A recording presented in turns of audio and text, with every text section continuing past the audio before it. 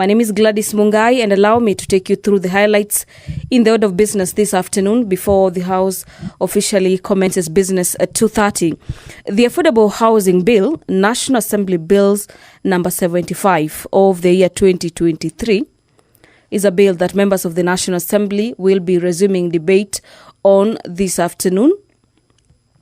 The debate on this key bill already commenced, and we expect resumption of this debate that was interrupted on Thursday on the 15th of February 2024. Remember, the Affordable Housing Bill is a bill that has elicited reactions among members of Parliament across the political divide. The report of the National Dialogue Committee is a motion lined up for debate this afternoon. This motion is by the leader of the majority party and the leader of the minority party. This motion seeks to have the House adopt the report of the National Dialogue Committee that was laid on the table of the House on the 7th of December, on a Thursday, last year, December 2023. This afternoon, we expect members of Parliament to give their insights in regards to the proposals in the report by the National Dialogue Committee. Another motion lined up for debate this afternoon is a motion by the Chairperson, Public Accounts Committee. This motion pertains the report of the Auditor General on the financial statements for the national government ministries, departments, as well as agencies for the financial year 2020 and 2021. And in this motion, the Public Accounts Committee, through its chairperson, seeks to have the House adopt the report of the Public Accounts Committee on its examination of the report of the Auditor General. This report is in regards to the financial statements for the national government ministries, departments, as well as agencies. And this report by the Auditor General is a report dated 2020-2021 and was tabled on the floor of the House on the 30th.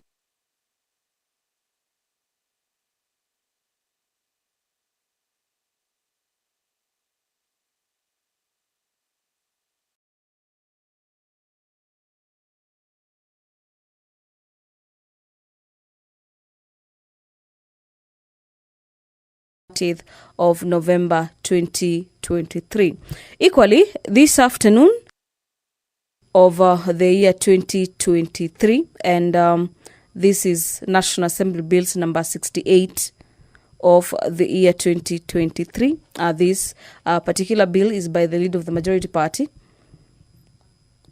The National Disaster Risk Management Bill, National Assembly Bills number 24 of the year 2023.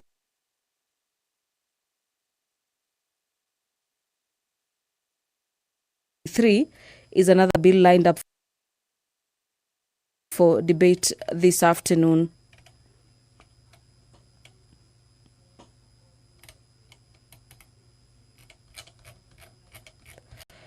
The Member of Parliament for Kigumo constituency, Honorable James Munyoro, will be seeking a statement, and this is pursuant to Standing Orders number 44, subsection 2C.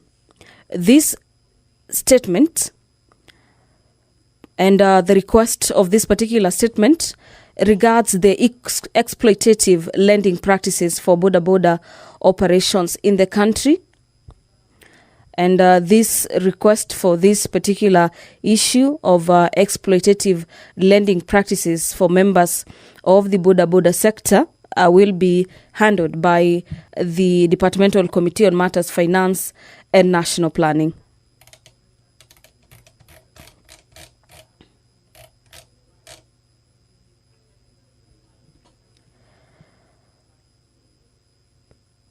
Other than that, a particular statement looking into what the Member of Parliament will be seeking to have it addressed, the exploitative nature of lending monies to sponsor the buying of motorbikes, popularly known as border borders. Let's now have a look at other issues or agenda before the National Assembly this afternoon. And among the business is the Employment Amendment Bill. This is a bill originating from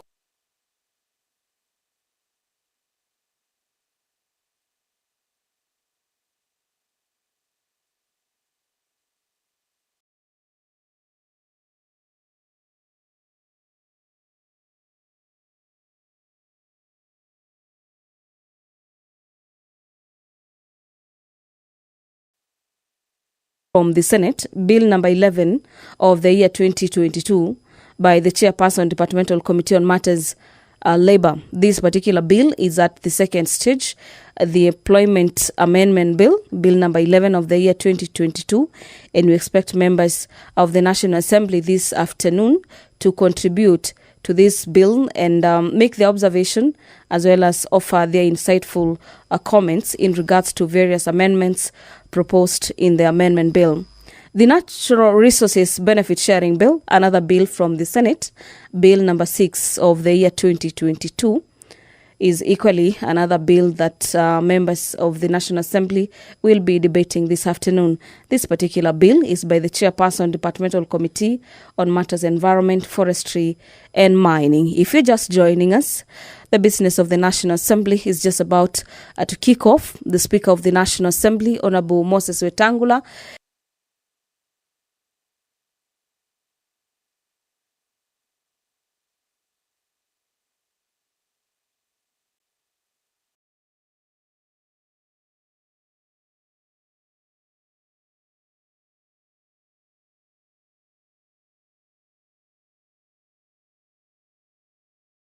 hapa na tujalie tuyatende na kufikiria mambo yote yatakayofikisha mbele yetu kwa njia ya haki na uaminifu, ili utukufu na sifa zako siendelezwe, na ili kustawisha amani, ufanisi na heri ya nchi yetu na wale ambao haja zao umesikabidhi mikononi mwetu. Amen.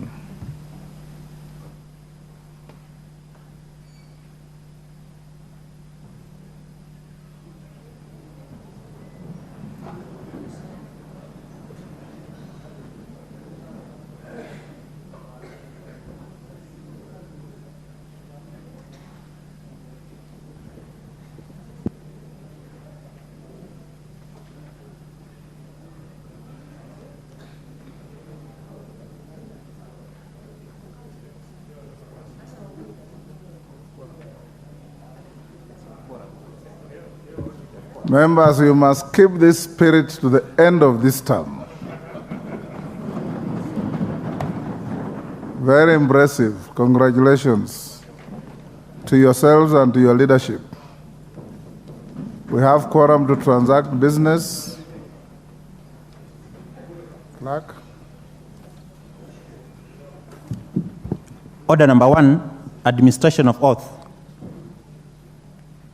Order number 2, communication from the chair. Order number 3, messages. Order number 4, petitions.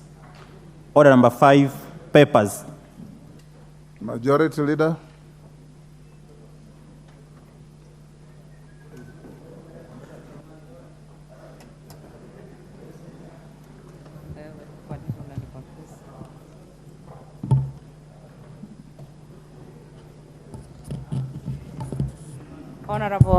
Honorable Speaker, I beg to lay the following papers on the table of the House today, Tuesday, February 2024. Legal notice number 221 of 2023 relating to the revision of Laws Order 2023 and the explanatory memorandum from the Office of the Attorney General. Number 2, response by the Auditor General on discrepancy in application of audited and approval revenue for financial year 2019-2020. 3, the quarterly economic and budgetary review reports for the financial year 2023-2024 from the National Treasury. 4, first quarter national government and county government budget implementation review reports for the year 2023-2024 from the Office of the Controller of Budget. Number 5, annual report and financial statement of Kenya Electricity Generating Company PLC for the period ended 30th June 2023 from the Ministry of Energy and Petroleum. Number 6, the annual corporate report for 2022-2023 for the Office of the Auditor General. 7, special audit report of the Auditor General on infrastructure projects and programs at the Ministry of Youth Affairs, Sports and the Arts for the 10 years 2013 to 2023. Mr. Speaker, I lay. Thank you. Next.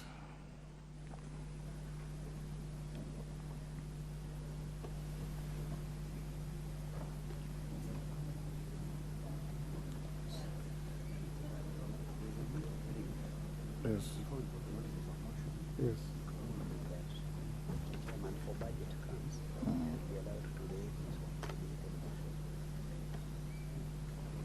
Is the chairman budget here? Or a member of the budget committee? Or a member of the mediation committee? Yes, Mwashako? Are you a member of the mediation committee? On budget committee? Yes, there is a report to be laid by your committee. Okay, when your chairman comes, we will allow him to do so at whatever stage. Okay. Next order. Order number 6, notices of motion. Chairperson, Select Committee on Parliamentary Broadcasting and Library.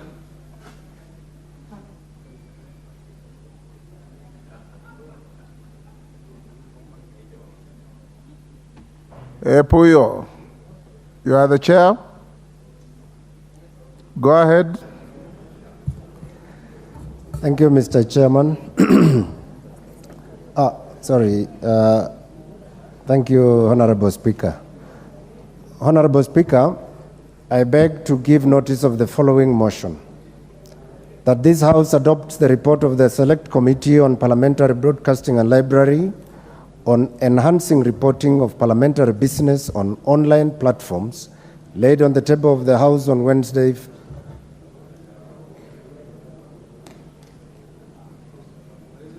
on Tuesday, 20th, on Wednesday, 4th October 2023. Chairman, I don't know whether Speaker, I don't know whether I'm reading the right notice. I hope that is the one. That is what I have. Next. Member for Dagoretti South.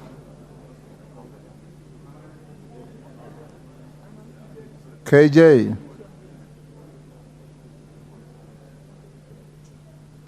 Matter deferred. Member for Mandera South.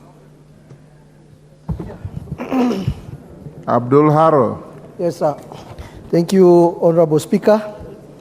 I beg to give notice of the following motion.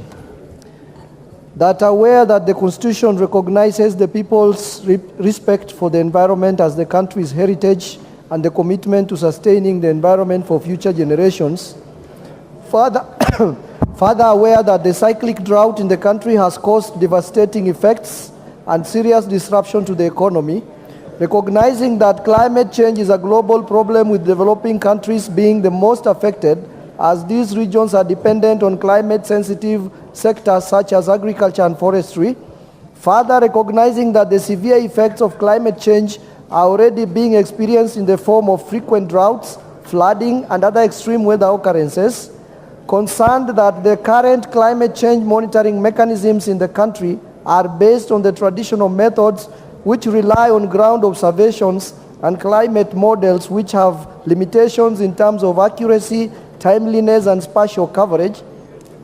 noting that the country recently launched its first operational satellite to collect and transmit high-quality data, further noting that this technology can help in accurately monitoring and forecasting climatic and weather patterns, cognizant of the fact that other jurisdictions have made use of this technology to monitor climate change with marked positive impacts, appreciating that the use of technology, especially satellite technology, would allow enhancement and forestry, develops a policy on IT that deploys the use of satellites in the monitoring and forecasting of climatic conditions with the objective of ensuring timely and accurate data collection to enhance the country's capacity to respond to weather-related risks and vulnerabilities, including climate change. Thank you, Honorable Speaker. Thank you, Honorable Harrow. I'll go back to member for Dagoret South, Honorable John Kiari. Mr. Speaker, thank you for accommodating me. I'm shuttling between this House and a parliamentary committee, which I'm sharing on the BPS matters.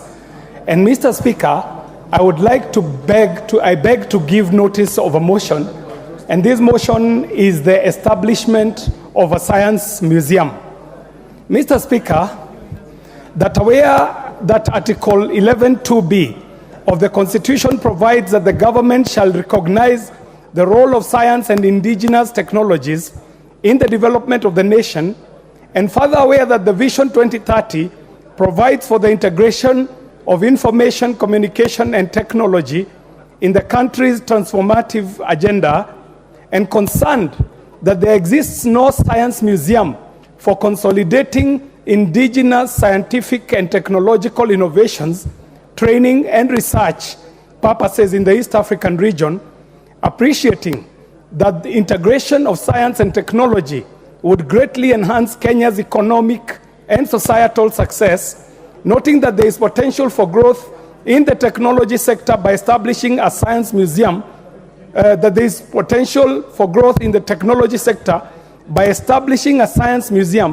and further noting that the informal science education plays a key role in the progression of science, technology, engineering, and mathematics, which is commonly known as STEM, acknowledging that the science museums operate as the nexus between science practitioners, policymakers, and the public, cognizant of the fact that a science museum in the country would greatly impact on the economy of the country in the quest to become an industrialized nation. Now, therefore, this House resolves that the national government, through the relevant ministries, establishes and operationalizes a science museum in the country. Thank you very much, Mr. Speaker. Thank you, KJ. Next, Chairperson, Mediation Committee, Dean Dinyoro. He's not here yet. Mwashako. I thought Honorable Mwashako.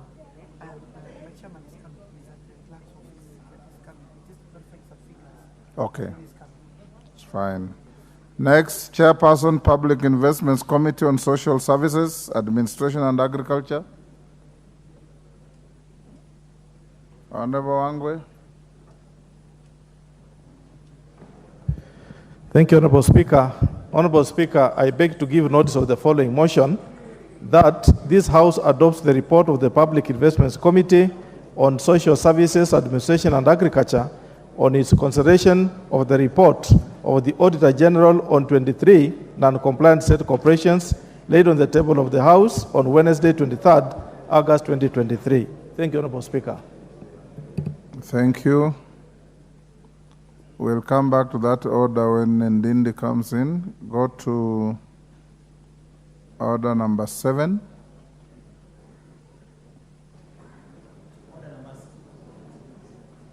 Order number 7, questions and statements. Honorable Mwashako, as we wait for that, look for your chairman. When I go to NADCO, I'll not give him an opportunity. Order number 7, statement by member for Kigumo, Honorable Munyoro.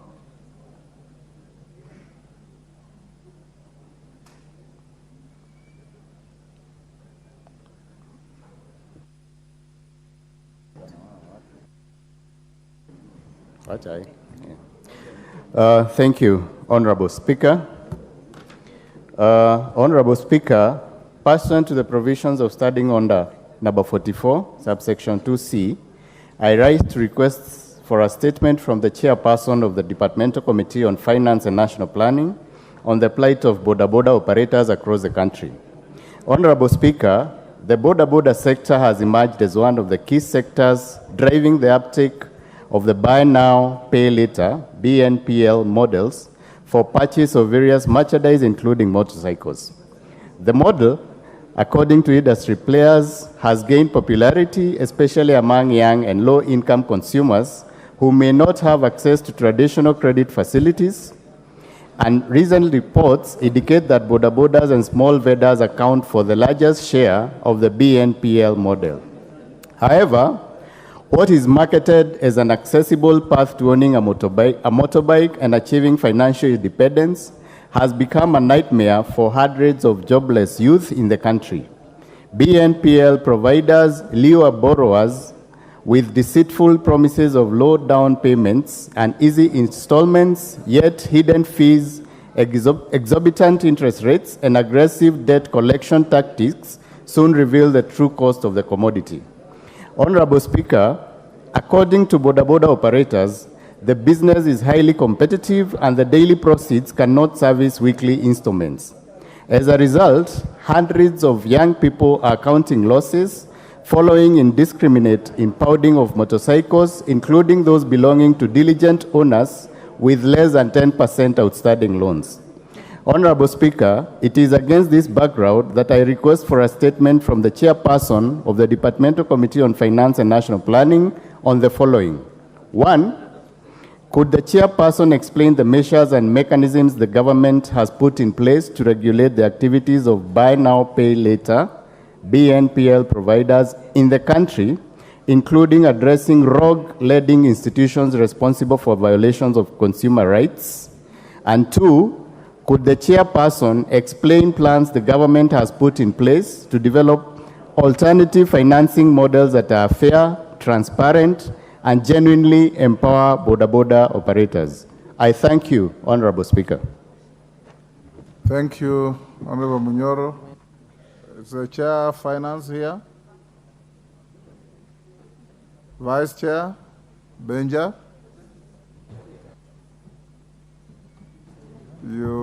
Thank you, Honorable Speaker. We shall take the request to the committee and process it and table the statement as soon as possible. You can bring a response in 2 weeks? Yes. Okay. Yeah, 2 weeks, yeah. Next, a member for Kirinyaga County, Jen Jerry. Yes, is that DK? Why are you raising your hand? Thank you, Mr. Speaker, and I would like to take this opportunity. The reason why I'm raising my hand is that because we are on statements, and there is a statement I had requested from the chair for security in terms of the events that happened in Matunda, where one lady was killed by robbers. Up to today, we have not gotten any substantial statement on the matter. You are directed to the Committee on Security? On security, yes. The Committee of Tongoyo? Is Tongoyo in the House? Razo? When do you bring the response to Kimutai's request? Give Honorable Razo the mic. Thank you very much, Honorable Speaker. I think as you said at the beginning of this session, that matter has been overtaken by It elapsed. It elapsed. Yes. But already the matter is before the Ministry of Interior, and we can still pursue because it's a security matter. So security matters should not be allowed to just go down the drain. We will request for about 2 weeks to be able to respond to the honorable member. Thank you, Honorable Speaker.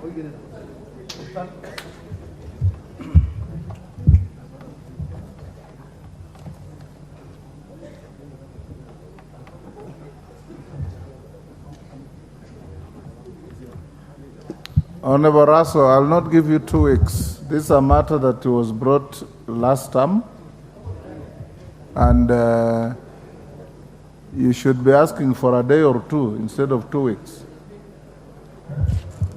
Mr. Speaker, I am well guided. Can you bring a response on Tuesday? On Tuesday. Tuesday afternoon? Guided, Honorable Speaker. Excellent.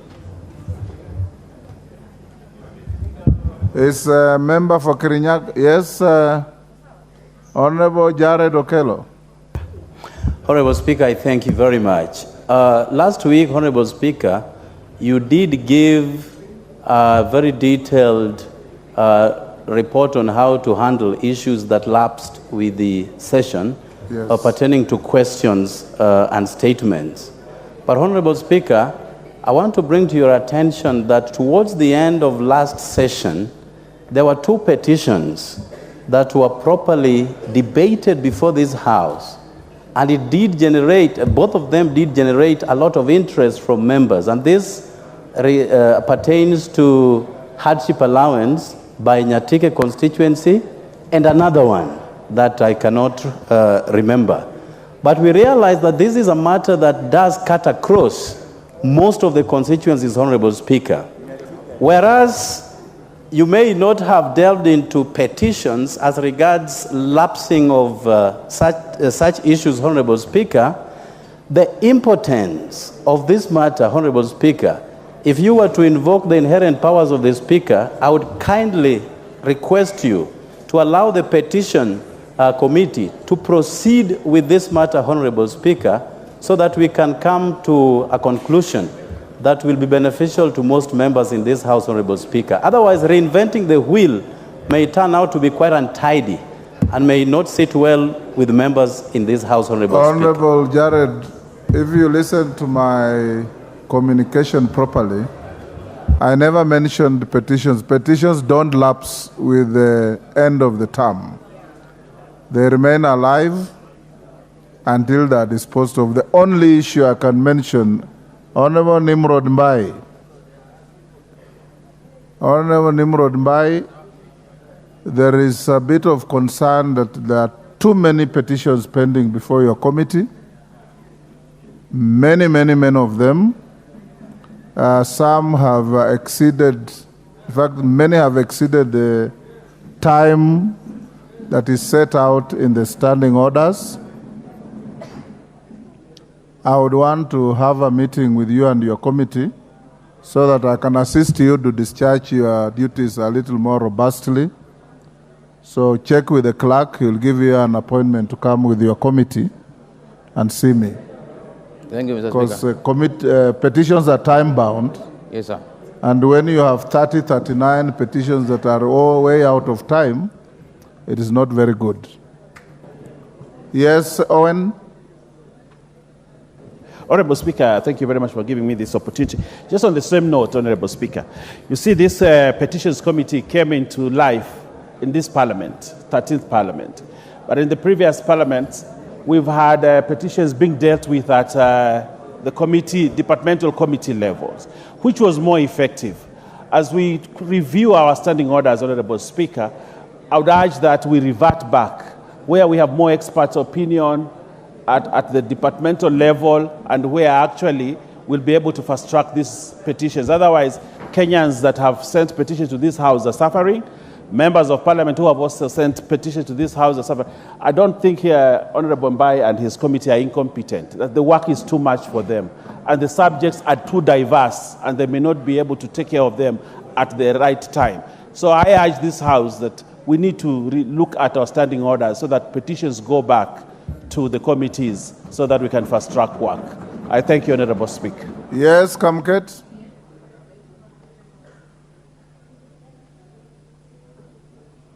Give Kamket the mic. There you are. Thank you. Mr. Speaker, I want to add to what you mentioned. And indeed, Mr. Speaker, I am one of those people whose constituents have brought a petition here through our women rep. And that petition it's now almost 1 year down the line.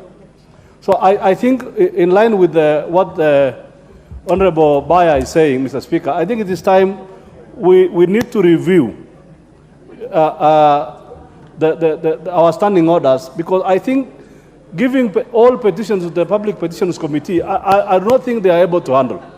I think it's time to revert back to the committees. And because indeed, if ours is more than a year now, how many others are pending?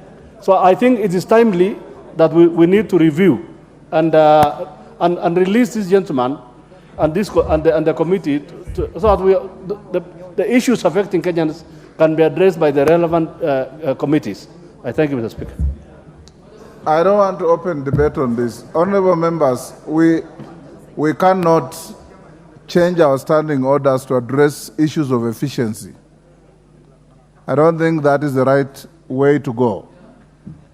I have asked the Honorable Mbai, and I'll direct the majority leader that the clerk will give you an opportunity to come with the petitions committee to see me so that we can address any difficulties they have in processing petitions.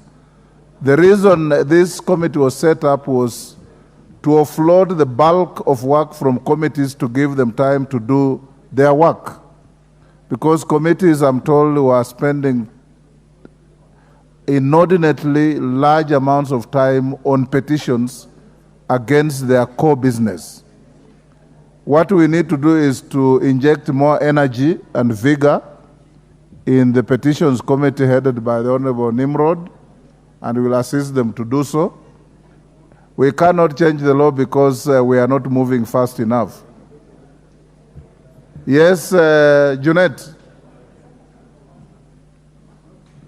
Honorable Speaker, we stand as you directed. But Mr. Speaker, the matter is more holistic. Mr. Speaker, if you look at statements or even statements, there are many statements that have not been replied to. Mr. Speaker, if you take a case like what the Honorable DK has just raised, somebody has lost his life or her life, and a year down the line, there is no response to that death. Mr. Speaker, it looks like the people who are responsible to give the explanations, that's the executive, are not taking this matter very serious, Mr. Speaker. That this response, this is the only place they can be held accountable, Mr. Speaker. And our mandate as Parliament is very clear. Legislation, oversight, and representation, Mr. Speaker. There is no any other organ that can oversight the executive, Mr. Speaker. So when we are asking for these questions, it is not a favor they are doing. It is a constitutional mandate that they are supposed to execute, Mr. Speaker. So, Mr. Speaker, we need to enforce it properly. I know my colleagues are from retreat, but don't feel like you are government. You are members of Parliament. We have to oversight the executive. You can just take Mandasi there and thank them for meeting them. Thank you very much, Mr. Speaker. Ndindi Nyoro, we'll go back to order number 6. Did I see Ndindi? Yes. You go back to order number 6. In fact, order number 5. Lay the report on the table and go to order number 6 and give you a notice of motion.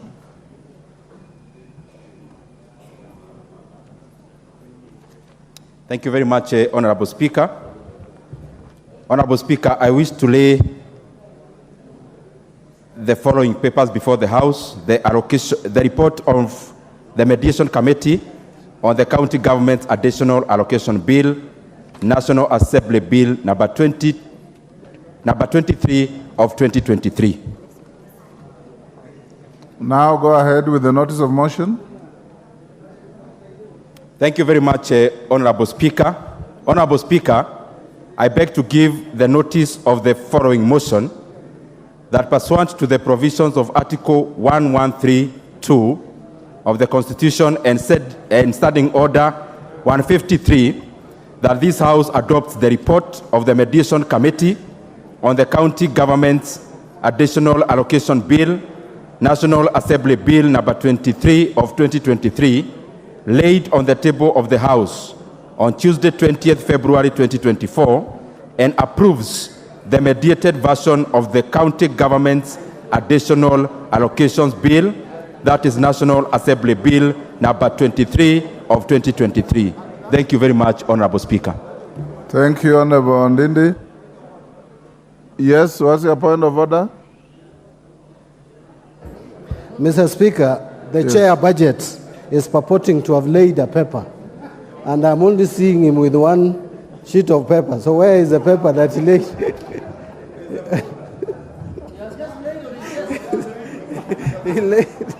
He laid it on his desk.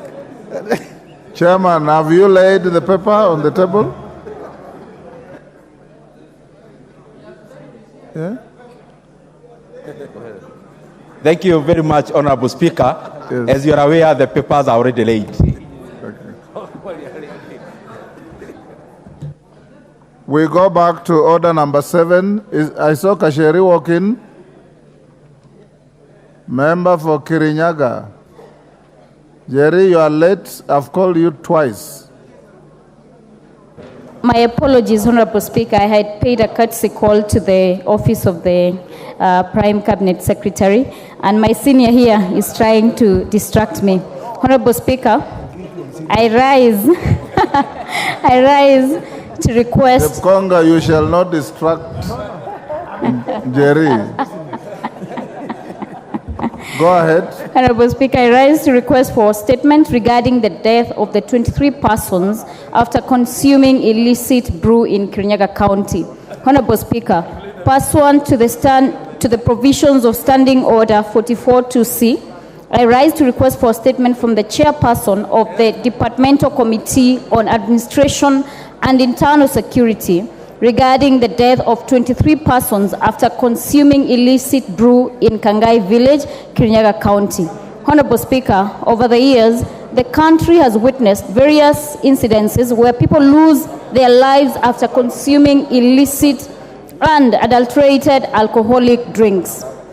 The most recent occurrence happened in Kangai Village in Kirinyaga County on 6th of February 2024, where 23 persons died while several others lost their sight after consuming illicit alcohol suspected to have expired and with a high concentration of ethanol.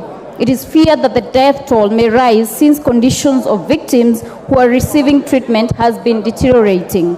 Honorable Speaker, there has been an escalation of trade in illicit and adulterated liquor, proliferation of counterfeit alcoholic brands, mushrooming of liquor outlets operating without proper licensing, increase in underage drinking, and the rise in deaths attributable to illicit liquor in the country. The situation calls for strict implementation of the regulatory framework on alcoholic promotions, licensing, and treatment and rehabilitation of addicts as provided for under the Alcoholic Drinks Control Act 2010 in order to mitigate the adverse effects of illicit brews. Honorable Speaker, it is against this background that I request for a statement from the chairperson of the Departmental Committee on Administration and Internal Security on the following. Could the chairperson provide a report regarding the status of investigations into deaths of the victims of the illicit brew in Kangai Village, Kirinyaga County in February 2024? Could the chairperson provide information on whether the owners of the outlets from where the brew was obtained have been apprehended and prosecuted? And could the chairperson explain the measures the government has put in place to ensure strict compliance with Alcoholic Drinks Control Act 2010 and effective implementation of alcohol control policies in regions mostly affected by consumption of illicit brews? I thank you, Honorable Speaker. Thank you, Honorable Njeri. Tongoyo. Thank you, Mr. Speaker. On the issue of the statement, I will ask for 2 weeks to get a response from the ministry. But, Mr. Speaker, I want just to say one thing. I will not give you 2 weeks. Sorry? I will not give you 2 weeks. I'll give you 1 week. 23 lives lost. Well guided, Mr. Speaker. You should be having facts with you within the shortest time possible. Well guided, Speaker. But I want just to say one thing, Mr. Speaker. Actually, the issue of these menace of alcohol and killing Kenyans is becoming an issue that should concern all of us, Mr. Speaker. The issue, as much as we want to say, is the issue of the ministry and the police. We all know the issue of the licensing of illicit of these brews is a function of the county, and it's an issue that we must actually start conversation, Mr. Speaker. No, just let me finish. What I'm saying, Mr. Speaker, we have a big problem that we must, as a House, start looking our laws, because the Constitution, the 2010 Constitution, referred the function of licensing to the counties, and that is what probably is giving our officers even a hard time to enforce such kind of so it's an issue that a conversation that we should start as this House, Mr. Speaker. But 1 week obliged, Mr. Speaker.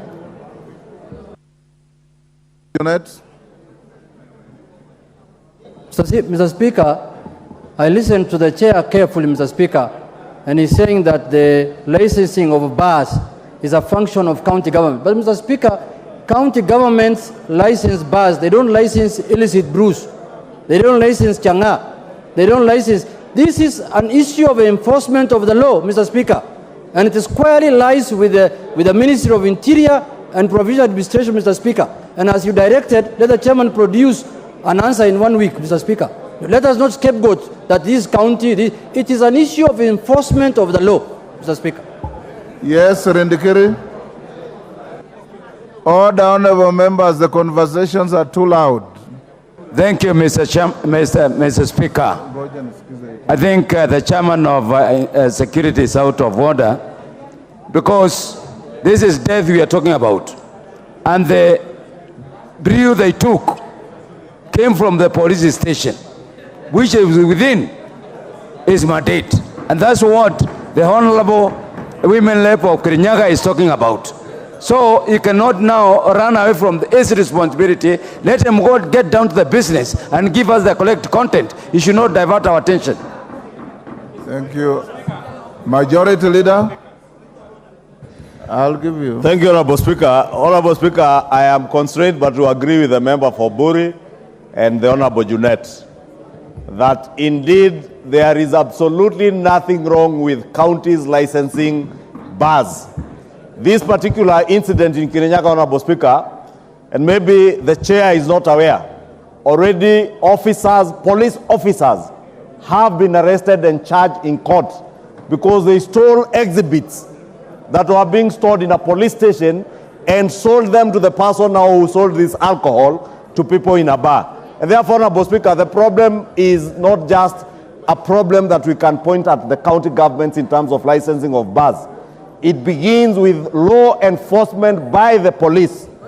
And Honorable Speaker, the chair, as a person oversighting the police, must be emphatic in ensuring that his committee summons the Inspector General of Police to say what they are going to do to ensure that the police indeed do their work in enforcing the law as it is. Secondly, and more importantly, Honorable Speaker, I am hoping that the chair, other than pointing fingers, will take this opportunity through the committee in charge of Interior to now draft a national government level legislation touching on the licensing of manufacturers of alcohol, because that will not be left to the county government. It is up to us, and that is what I would have wanted to hear the chair speak to, that his committee now will draft legislation that will regulate.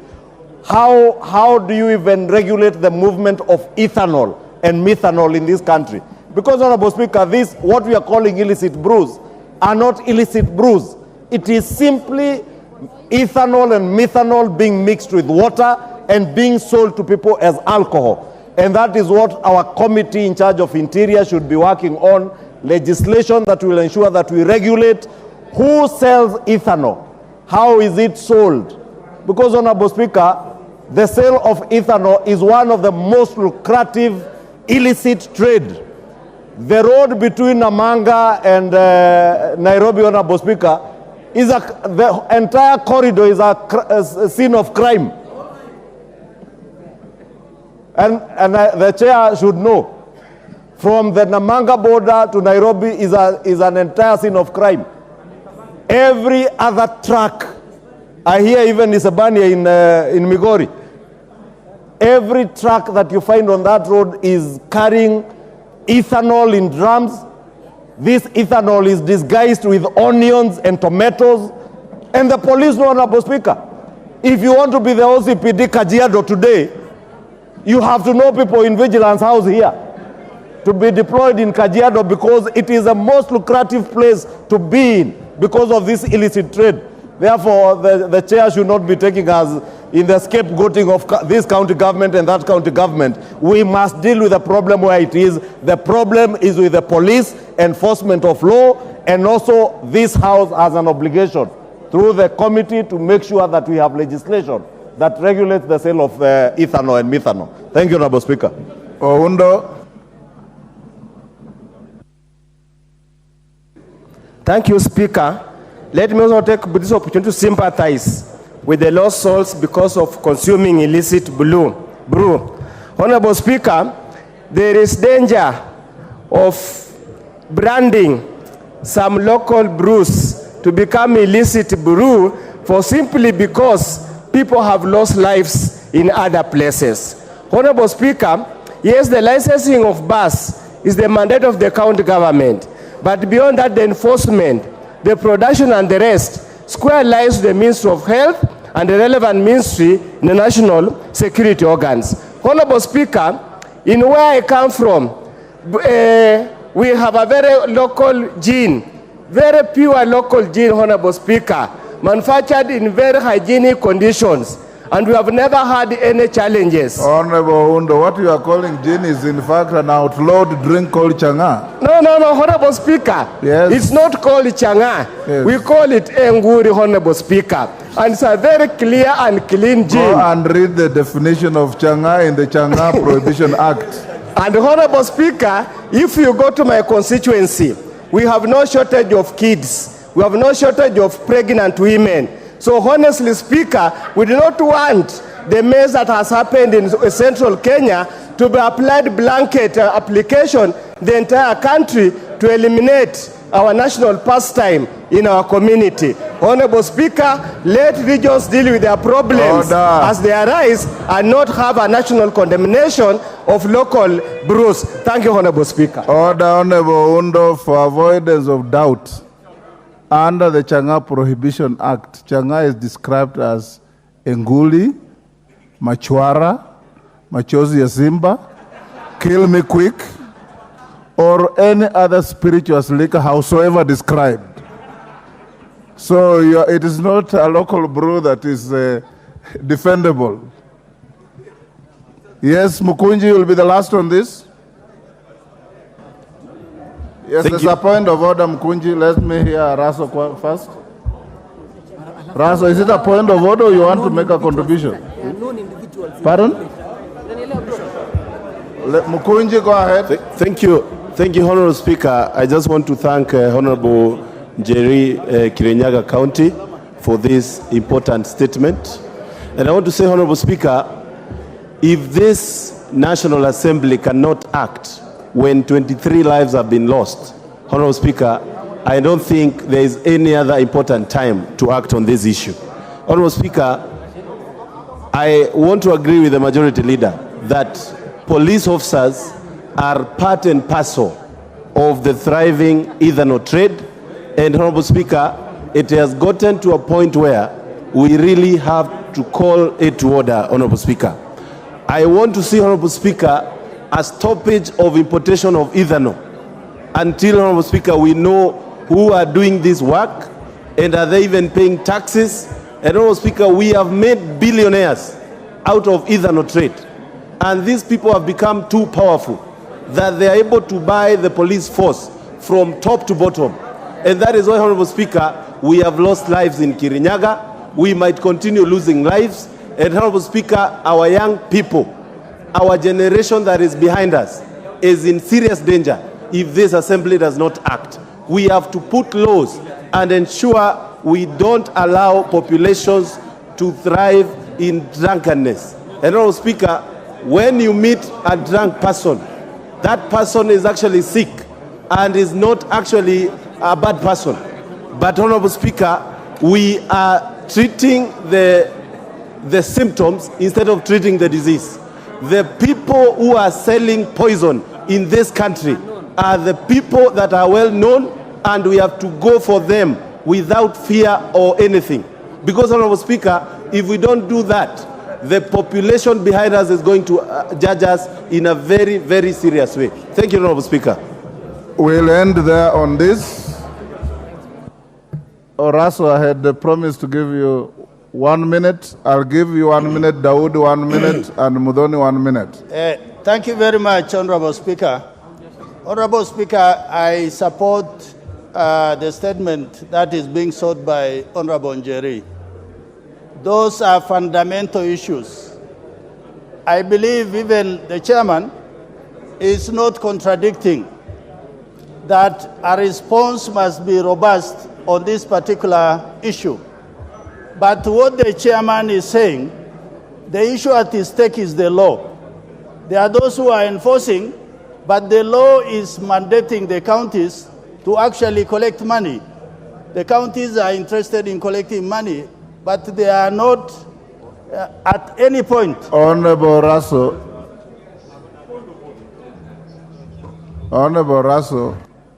the point that the majority leader, Junet, and others have raised is very simple. Counties license bars. They don't license places for homicides. When homicides are committed, it becomes a matter of the police. And that's why, Honorable Tongoyo, you must call your troops to order. No excuses. There is no county government in this country that licenses anybody to kill another. Yes, Dawood. Thank you, Mr. Speaker. 1 minute. Thank you, Mr. Speaker. Mr. Speaker, if you remember, we did a cleanup in Mount Kenya for alcohol in 2015. Mr. Speaker, the problem is not just licensing. Mr. Speaker, the factories which produce those third-generation liquor need to be closed immediately, because that is where the problem is. Mr. Speaker, we closed the wine shops in Meru. They went to the court and got an order to open again. Mr. Speaker, we need to approach this thing in a three-pronged manner where courts do not interfere with whatever is being done, and stopping the factories operating. Mr. Speaker, thank you. Your neighbor. Mudhoni. Thank you, Mr. Speaker. Mr. Speaker, I want to laud the woman rep Kirinyaga, Honorable Njeri, for bringing this very fundamental issue. Honorable Speaker, we are here discussing about loss of life. And Honorable Speaker, this is a matter that this House should take seriously, because as you have alluded to, licensing and homicide are two different things. We want to call upon the Ministry of Interior to give us a straightforward way of how they are intending to deal with this menace, Honorable Speaker. Thank you, Speaker. Thank you. We'll close there. Honorable Tongoyo.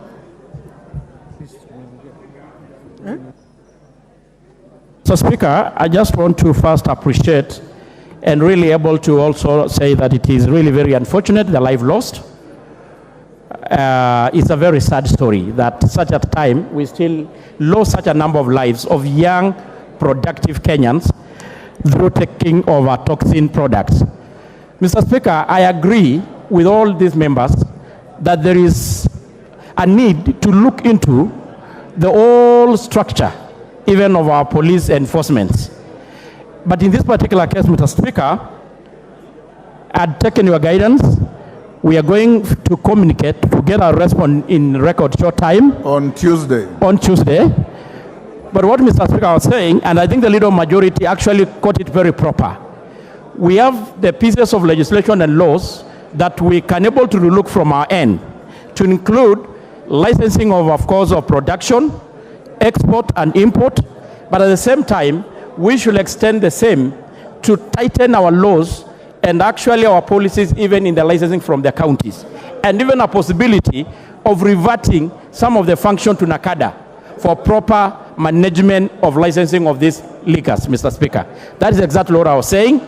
But once again, I want to apologize, to say sorry and pass my condolences to the life lost. Thank you, Mr. Speaker. Next order.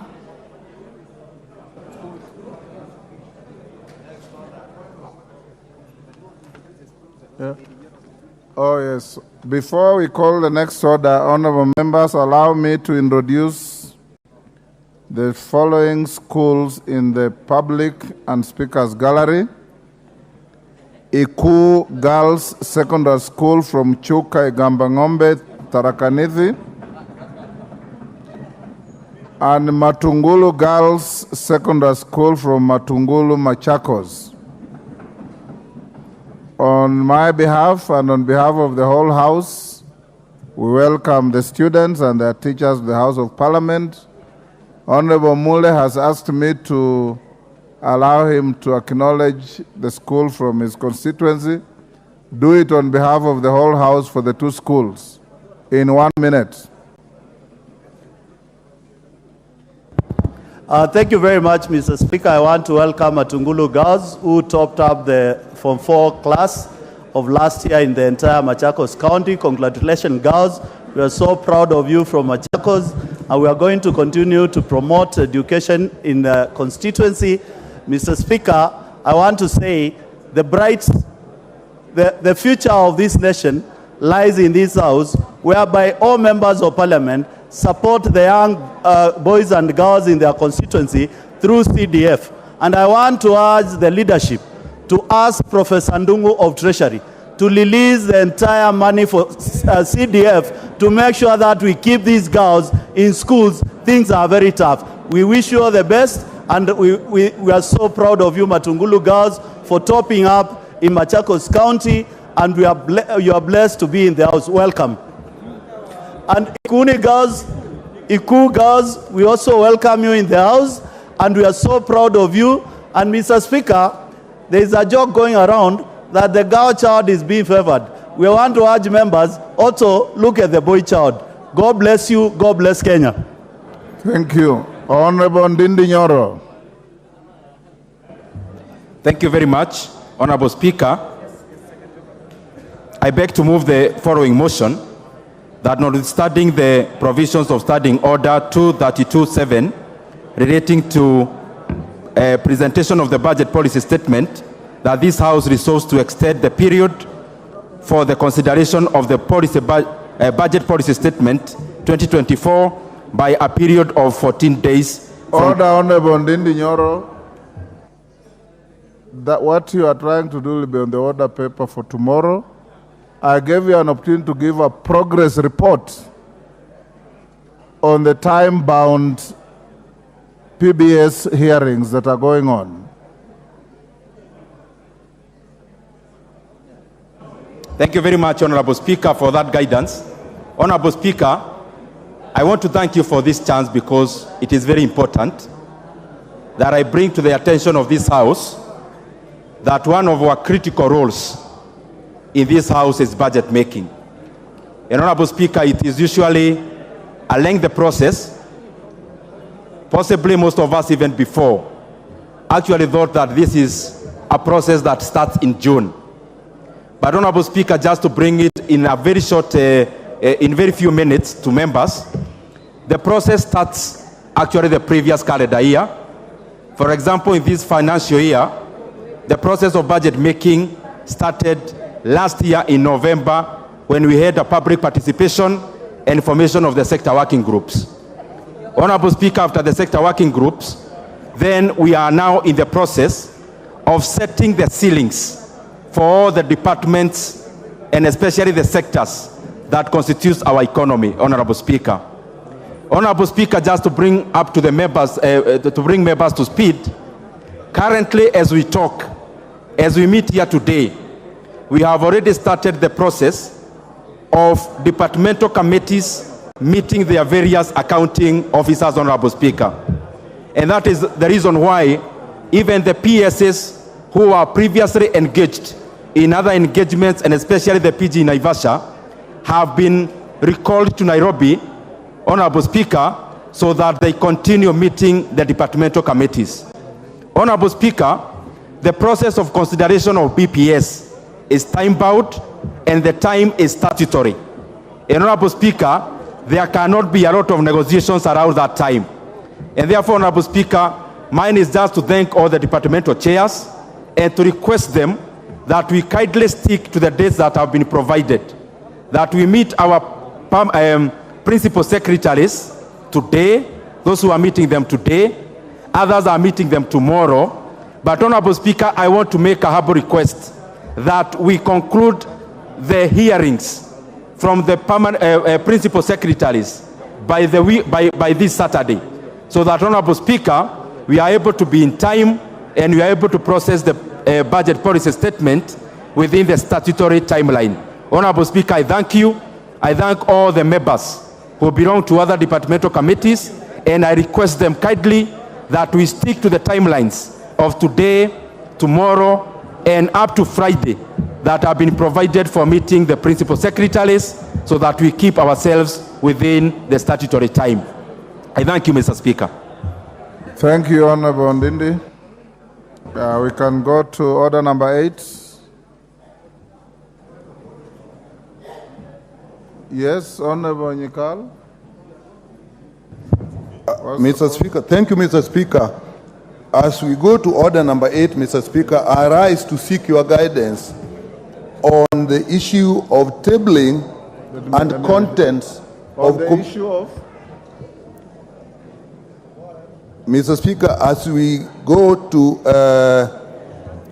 order number 8, I rise to seek your guidance on the issue of tabling and contents of committee reports in regard to bills.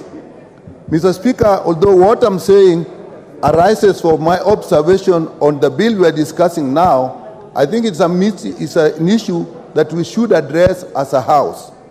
To begin with, Mr. Speaker, we tend to get reports very late, and so that often members actually do not get time to benefit from what the committees have worked on and even the stakeholder issues they have raised. And two, Mr. Speaker, most of the reports that I've seen that relate to bills normally are done in a very clear fashion. You have the stakeholder meetings, they are reported as verbatim as there, but then you will have a schedule of observations, a schedule of recommendations, and in the case of a bill, Mr. Speaker, a schedule of amendments. It therefore makes it very easy for members not to go through all the details of the stakeholder discussions, but to focus on this and make quick decisions. That was missing in this particular report, and Mr. Speaker, you have to go through all the reports of the discussions, and then you get observations on a particular group and the committee observations, and in the end, we did not get good clearance. Mr. Speaker, why I raised those two issues of the time of tabling and the content, Mr. Speaker, when you have very important bills such as this one, it is the committee work that guides what the members' discussion. And therefore, Mr. Speaker, we may have to even go into our rules and procedure rules in the House and actually go back and say we cannot have bills discussed before the committee gives a report and give a time, for example, 2 days before the discussion starts. And maybe in exceptional cases, with the leave of the Speaker, we can do that. Mr. Speaker, I thought I would raise this because I'm finding that the use of the committee reports is actually being eroded. And therefore, I think that is a very, very important bit of legislation at the committee stage, Mr. Speaker. I thought I would raise this. I've noted it in this, but I've noted it before. But this is a particularly important bill that should have gotten all the attention that we required and all the guidance from the committee. Thank you, Mr. Speaker. Honorable Nyikal, I think you are suffering from being absent in the House.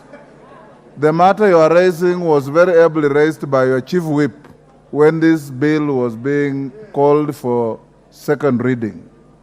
And his complaint was that the report had been just laid and members needed time to read through. By now, I'm sure members have read the report. Yes. What is even more important is that the report and the content is more useful at the committee of the whole. That's when you can make changes to the bill arising out of the committee recommendations. That's when you can file your amendments if you wish. But I get your point, and the clerk will address some of the issues you have raised. Let's call order number 8. Yes, Honorable Junet. On the same issue? Mr. Speaker, on budget policy statement. Yes. Mr. Speaker, the budget policy statement issue has been explained here by the chairman. I want the majority leader to give me an ear, Mr. Speaker, through you. Mr. Speaker, the budget policy statement is one of the most important documents in the budget making process in this House, Mr. Speaker. And Mr. Speaker, it was supposed to be laid here by 15th of February, Mr. Speaker, and we are already late by 5 days. Today is 20th, Mr. Speaker. It was late, but we have lost time. Mr. Speaker, I'm of the view that going forward, it is either we change our standing orders so that it can be committed to relevant committees when we are away, or we change the Public Finance Management Act so that the timelines can be increased from 14 days to 21 days, Mr. Speaker. Mr. Speaker, this is the document that informs how our budget will look like in the next financial year, Mr. Speaker. And I know members are asking, are we implementing it? But this is the framework. This is the document that every member must take very, very serious, Mr. Speaker. Mr. Speaker, I want to urge through the majority leader that bring an amendment to the Finance Act so that we can increase the timeline. Thank you very much, Mr. Speaker. Honorable Junet, again, what you are complaining about has actually been cured. The standing orders say it has to be laid by 15th. It was laid on the 15th. And it has to take 14 days. Ndindi Nyoro has asked that we extend by 7 days to 21 days. So your worries are taken care of. Next order. Order number 8, the Affordable Housing Bill, National Assembly Bill number 75 of 2023, second reading.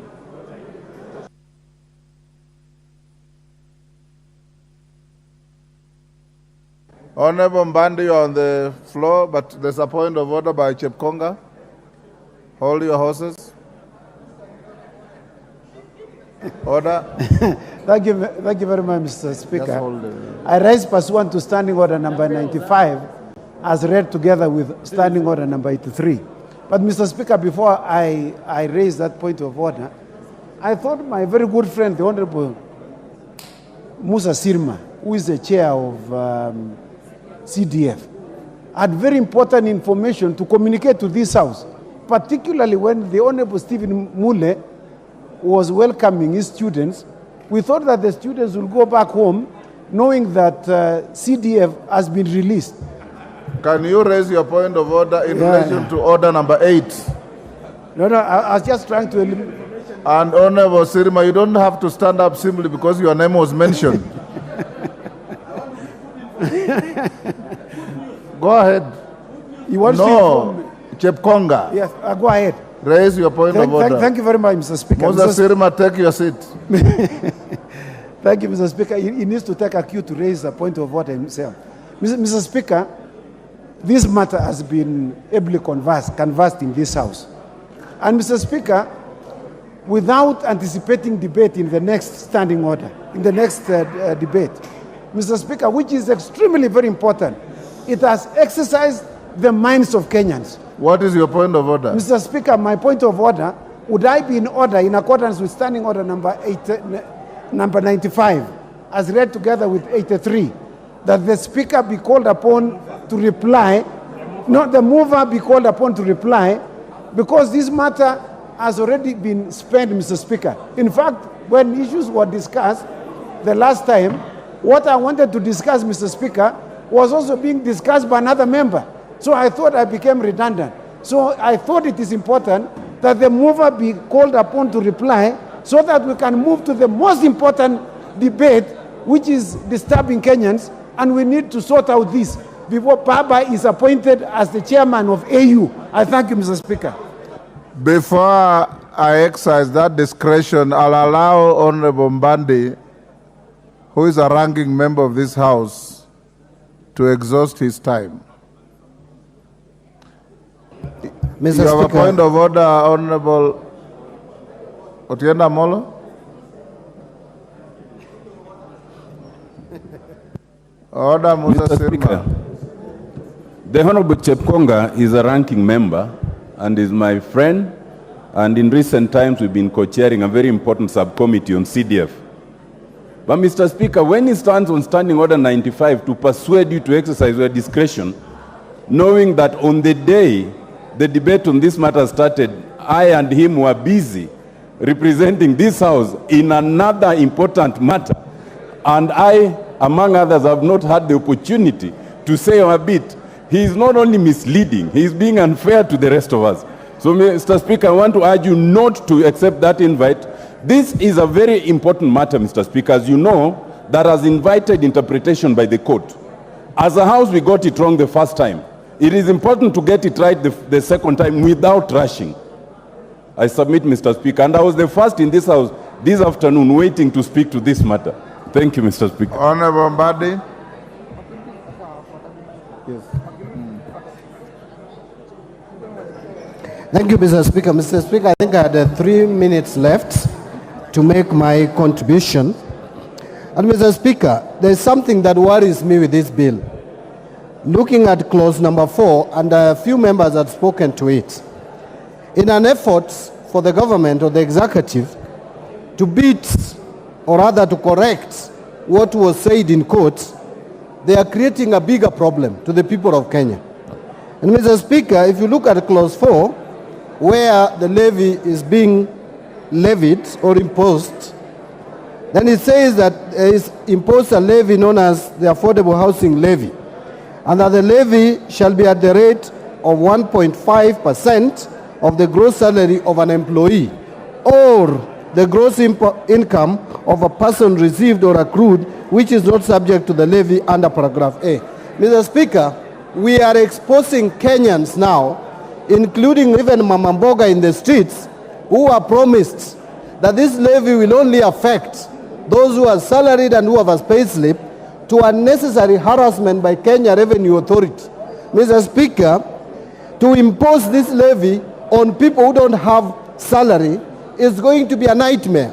And what we are doing, in short, is to allow the Kenya Revenue Authority officers to now be snooping and harassing Kenyans, including even farmers, Mr. Speaker. Because what this particular provision means, in short, is that if you go to your farm, get your maize, and you sell it, you are supposed to be taxed, or a levy is supposed to be imposed on the produce that you get from your shamba.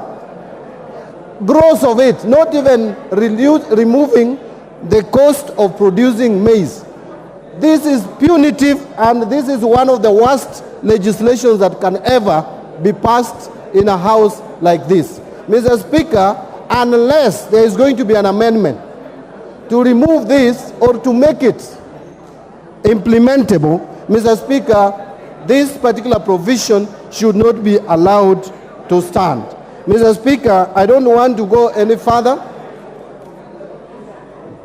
I can see the leader of majority is gesturing, I don't know for what. But Mr. Speaker, I've just mentioned that... Order, honorable members, order. Order. Double N. Order. Is that Ngelechei or double N? The exuberance and loud conversations are disrupting even the speaker to hear what the member on the floor is saying. Mr. Speaker, what I was saying was very important, so I may need to repeat it. Mr. Speaker, the provision under Clause 4 is very, very, very dangerous. And I would urge that this matter is looked into, because now, Mr. Speaker, those farmers in the village who, after producing their crops, sell their produce, will be required to surrender 1.5% of the gross produce to this housing levy. Mr. Speaker, this is punitive. This is going to lead to unnecessary harassment of ordinary Kenyans by Kenya Revenue Authority.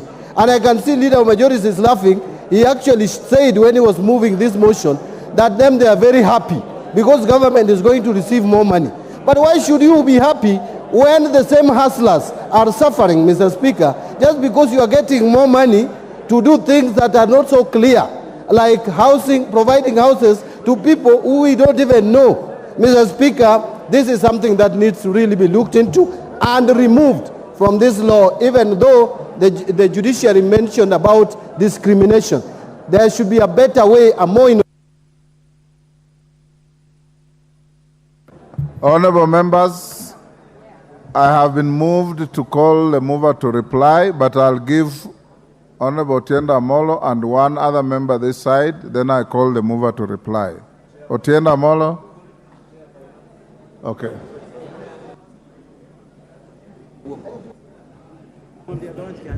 Thank you, Mr. Speaker. Yes. Mr. Speaker, this issue has various facets, but the first, which is of note, is the aspect that it increases the tax burden on Kenyans by a good 3%.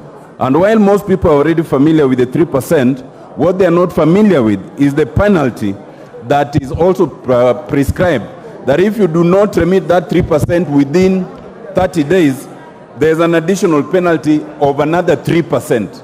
So that in any 1 month you are in danger of having to pay 6%, which can actually be recovered by court action. Secondly, and this bears repetition, it must be borne in mind that as national government is endeavoring to do all this, Schedule 4, Clause 18, and Schedule Part 1 and Part 2 makes it very clear that no matter how well-intentioned the government may be, housing still remains a county function, function. And the only thing given to national government is the policy. This bill is not prescribing policy, it's prescribing the way of doing it. That will remain unconstitutional no matter how you couch it. Thirdly, Mr. Speaker, in terms of counties, this bill is very strange. It comes under the hand of the Honorable Kimani Ichung'wah, and it purports in the purposes that it has nothing to do with counties. And yet, first of all, in the very face of the bill, Mr. Speaker, if you look at the bill, Clause 10 2C, Clause 12 3B1, both of them actually expressly mention the county. Besides, in their rendering of explanation, we have been told that actually they are getting land that is right now held by the counties. You cannot get land from the counties and say the bill does not concern counties, by definition and by law. It means, by whatever formulation, the bill must also involve the Senate, and it must also involve discussion with the county governments. Mr. Speaker, the question of land is not clear. This bill proceeds as if these units will be built in the air. There is no attempt to talk about land acquisition at all. In fact, more importantly, under the Constitution, whether it's land held on behalf of the county or on behalf of the national government, it is only the National Land Commission that is authorized to allocate that land. The bill does not even recognize the National Land Commission, and I've seen the submission by the commission itself. It was persuading the committee to have provisions on the process of land acquisition. Otherwise, you'll end up putting public money in land that is not even owned by the public. Mr. Speaker, this bill in a very serious manner makes several aspects that are very unclear. First, in terms of ownership. It does not make it clear whether we are talking of affordable ownership of houses or affordable rental of houses. It is totally confused. And if you look at Section 10 and 37 as read together, it's only talking about then paying a percentage of whatever, 10% actually, of whatever is deemed to be the worth of the unit. It doesn't say whether it's 10% represent the purchase price or the rental price. This bill again, Mr. Speaker, in trying to talk of administration, it becomes very confusing. In Section 11, the money is supposed to be divided three ways. Part of it is divided to the National Housing Corporation, another part to the slum upgrading program, and the third part to the State Department responsible for housing in Section 11. It then seeks to assume later in the bill that it is only the State Department and the board that is created that is administering the fund. The truth is, once you allocate land to the National Housing Corporation, to the slum upgrading fund, you have no means under the bill of then superintending it. It means that only 1/3 of the money allocated under this bill will be superintended by the board that is created. Mr. Speaker, in all fairness, the bill then does something very, very dangerous in Section 2A. And Mr. Speaker, we all know that the collector of taxes is the Kenya Revenue Authority. But this Section 2A then authorizes any other person appointed by the Cabinet Secretary for the time being responsible for National Treasury for the purposes of collection of funds under this Act. We are enabling an entity who is not even said to be a government entity to collect government taxes. We must be the only country that can do such a thing. And besides, you know that later on, 2% of the monies allocated are then allowed to be retained by this actor. Who is this person that we are giving the possibility of collecting monies that belong to Kenyans under this fund? Mr. Speaker, I wish to submit that however well-intentioned, this bill still requires a lot of proper analysis and engagement, not at the level of drafting, but at the idea level. It is still premature, it has not been well cooked, it is being rushed, it will end up being in problems. I so submit, Mr. Speaker. Thank you very much.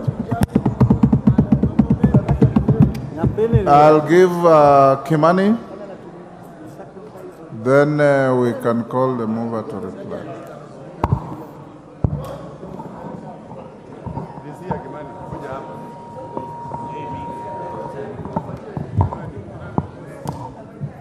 Thank you, Mr. You are giving the microphone to a member I have not called out. Thank you. Yes, Kimani. Thank you, Mr. Speaker. We appreciate the debate that you've held this afternoon and the views held by, among others, the Honorable Atendi Amolo. And tomorrow, during the Committee of the Whole House, the Joint Committees of Finance and National Planning and that of Housing, Public Works and Urban Development will be putting across several amendments so that we align the fears that members of this Honorable House has raised. But a few of those things that I would like to reply to is one, the issue or the question of the ownership of land and the transfer of these houses or where these houses are built on public land and how they are transferred from public land to private land. One of the amendments we'll be moving tomorrow is an amendment to the Lands Act, is a provision that all the transfer of land from public to private will have to follow the Land Act, Honorable Speaker. The issue about penalties in terms of the times when these levies are levied to the relevant authority, we will also be promoting an amendment so that they are in line with the Tax Procedures Act, so that the fines and the penalties that shall accrue as a result of late disbursement of these funds will follow the rest of the taxes as proposed by the tax, as enshrined in the Tax Procedures Act. Honorable Speaker, one of the key amendments that we have done is we've created the fund. And now this fund, instead of trying to reinvent the wheel and them trying to implement these affordable housing programs, the bill proposes to use existing structures of governance, including county governments, including the National Housing Corporation, including the State Department in charge of housing, and other private entities that could be involved in the issue of affordable housing. So the monies are collected as a levy by KRA, they're taken into the fund, and then it is a fund that disburses these monies to the respective agencies. The agencies will implement the housing programs. And once the houses are complete, they are going to be transferred to the fund. And now it is now the fund that is going to distribute these houses to Kenyans, Honorable Speaker. The issue about whether to buy or rent has also been addressed in the amendment that will be moving tomorrow, that now provides that this affordable housing will be available for whether you want to buy or rent, Honorable Speaker. The issue of the 10% deposit, again proposed as a bill, is one of the things that we propose to delete tomorrow during the committee of the whole House, because we listened to Kenyans and they said that 10% proposed deposit is too punitive and might not be affordable to the majority of hustlers that want to get involved in this program, Honorable Speaker. Lastly, there was a fear that these houses will be taken by the rich at the expense of the people that should benefit from this affordable housing. And therefore, we'll also be proposing to have one ID, one KRA PIN, one house, so that we do not have people taking advantage of this particular program and going to invest in them at the expense of the hustlers that are benefiting from this program, Honorable Speaker. We have also clearly defined what an affordable house, and most importantly, Honorable Speaker, one of the things that came out of the public hearings is a need for institutional housing. We have a majority of the civil servants who are majority of the contributors to this kitty, like the police, like the teachers, like KDF, like lecturers, like even student accommodation, that now we are proposing to include an additional amendment to have affordable housing, including institutional housing, so that our students, for example, Honorable Speaker, the Technical University of Nairobi has a population of almost 20,000 students, but the number of hostels they have as an institution is less than 500. And this means that we have had mushrooming of slums around universities. If you go to Kenyatta University, the students there live in KM. If you go to University of Nairobi, there is a slum around all our institutions of higher learning. And therefore, the bill will propose to have a particular provision and a particular percentage going to institutional housing, especially targeting our civil servants, our teachers, our police officers, and most importantly, our students, so that the students can live near where they go to school and they can have a conducive place to learn and to acquire knowledge without having to go through slums, to be marked at night when going home, and the risk of them being, their hostels being, their rental houses being locked, and them even staying out of school, Honorable Speaker.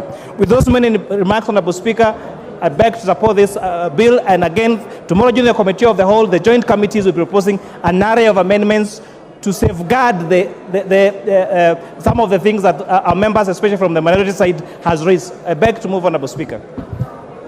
Order, honorable members. Order. Order, honorable members. I now put the question pursuant to the point of order raised by Honorable Chepkonga, that the mover be now called upon to reply. As members of that opinion say aye. Aye. Will those of the contrary opinion say nay? Nay. The ayes have it.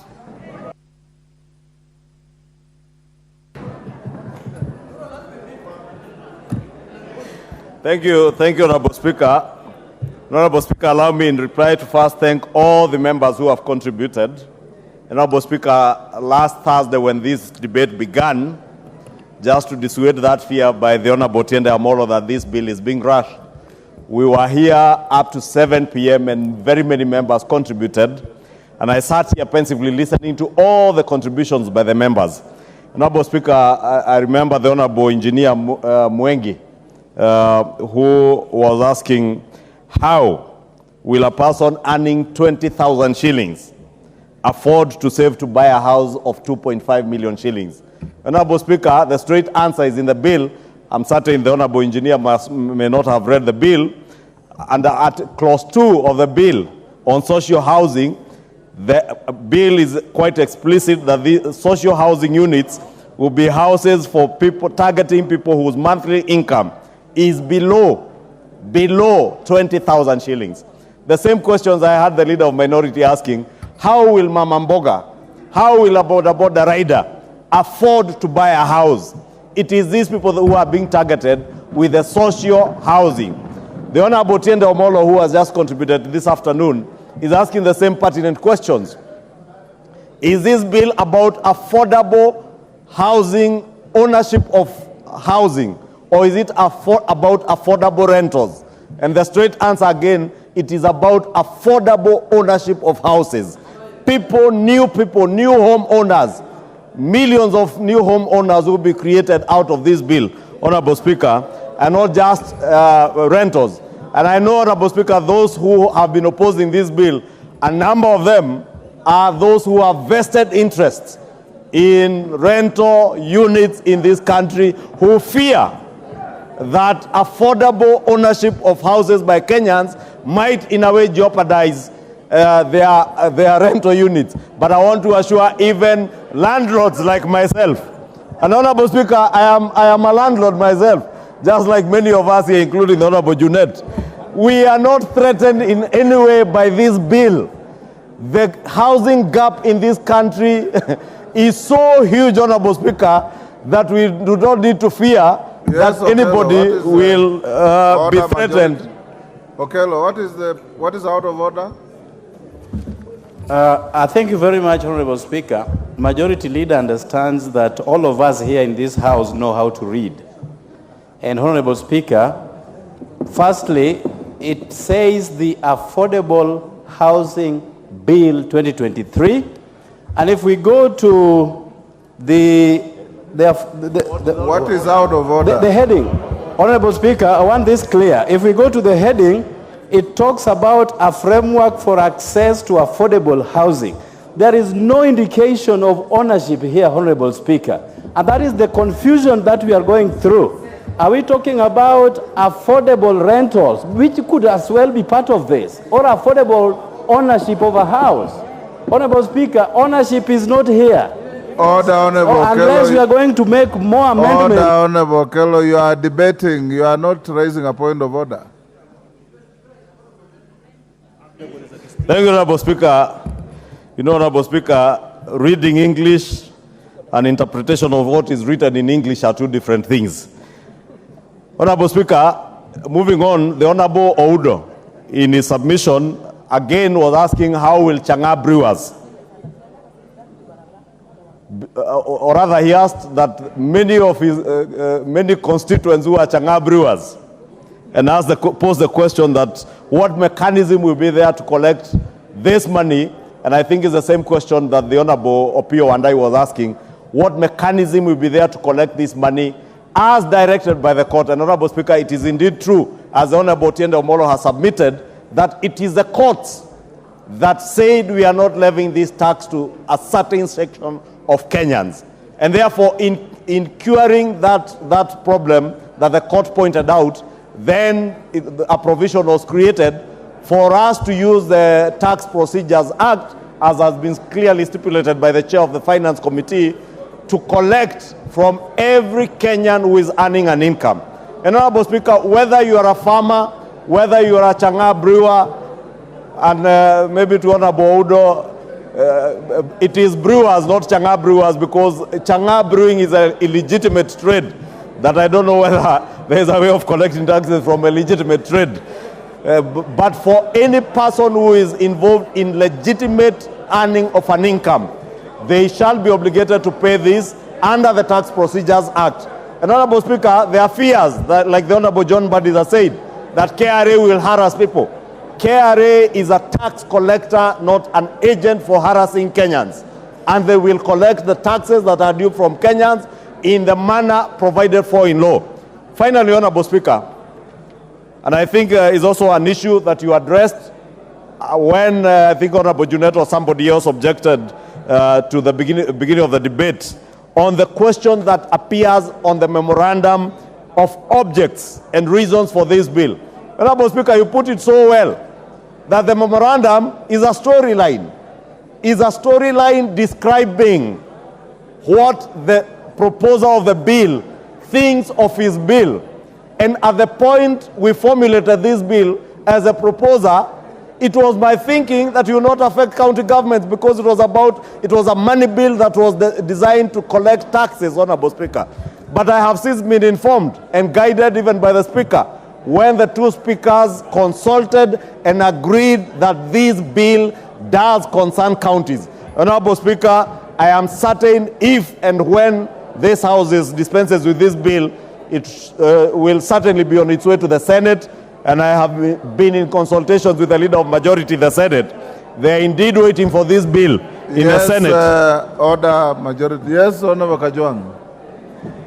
Mr. Speaker, the majority leader raises a very interesting issue which we need to investigate as a House on how bills are done and are published. Mr. Speaker, if a bill is styled to be a bill not concerning counties, and thereafter the proposer discovers that indeed it concerns counties, should this bill be printed afresh and published? Should it be debated in the manner in which it appears to be? This raises a legitimate... Mr. Speaker, if... Order, I'll cut you there. The matter you are raising was actually raised here by your leader, the minority leader, and he prosecuted it very effectively, and the chair ruled on it. One, that the Speaker of the House and the Speaker of the Senate are satisfied and concur that this is a bill concerning counties. Two, that whatever is in the memorandum is something that will not find itself in the body of the law when you pass it. Three, that at committee stage you can amend anything including the memorandum to expunge any offending words that tend to indicate either impliedly or expressly that the bill does not concern counties, because it does. And it was all agreed by both sides that this bill concerns counties, and from here it will go to the Senate. So if you had been here when Wandai was contributing, you wouldn't have raised that point of order. Thank you, Honorable Speaker. I was hoping, Honorable Speaker, you would tell the Honorable TJ, give him the same response you gave to the Honorable Nyikal, that he's also suffering from being absent from the House. Yes. Because that is a matter that was indeed canvassed, and you made a very reasoned ruling on the matter. And indeed, as I was indicating in conclusion, Honorable Speaker, this memorandum, as the Speaker directed, if anybody desires to amend the memorandum or my storyline of what the bill is about, you are at liberty to amend it when this bill comes for third reading. With those very many remarks, Honorable Speaker, allow me, Honorable Speaker, maybe, Honorable Speaker, in conclusion, Article 38, clause 38, Honorable Speaker, and the Honorable Engineer Mwengi also spoke to the issue of the contributions, voluntary savings. And to an extent, he confused the voluntary savings to voluntary contributions into the fund. And the voluntary savings referred to under clause 38 refer to savings towards contributing a deposit.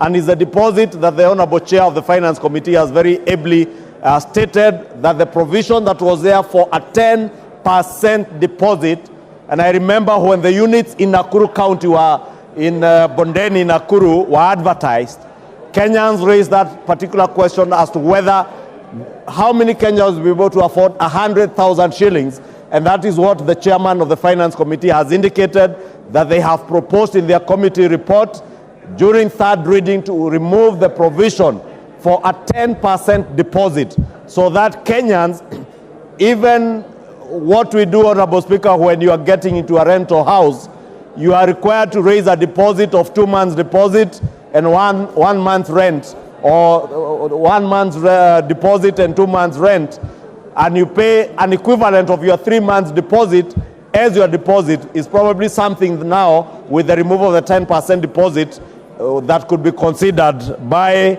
the people who will be selling these houses under the fund.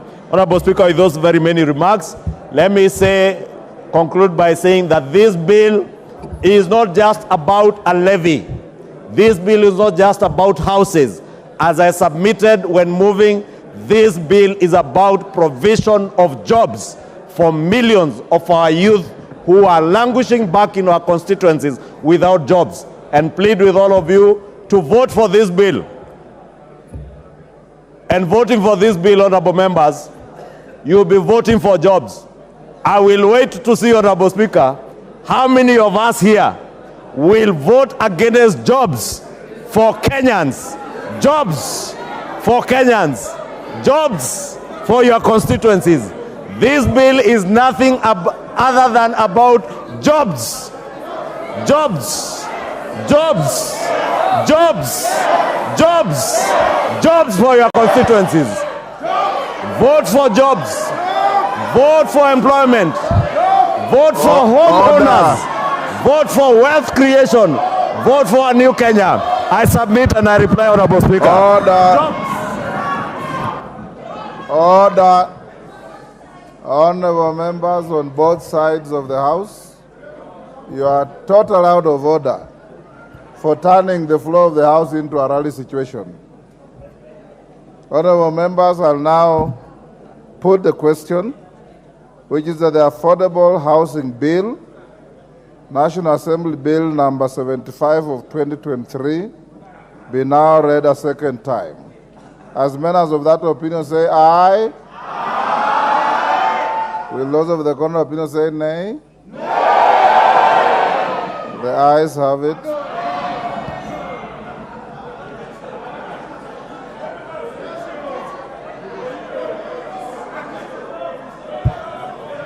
Take your seats. Take your seats, honorable members. Order.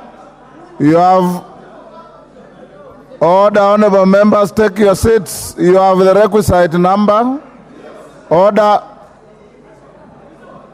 Order, honorable members.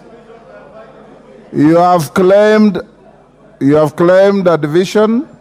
You have the requisite number. Before we ring the bell, allow me to acknowledge in the Speaker's gallery, order, the presence of Solian Girls High School from Eldama Ravine in Baringo. We can now ring the division bell for 5 minutes.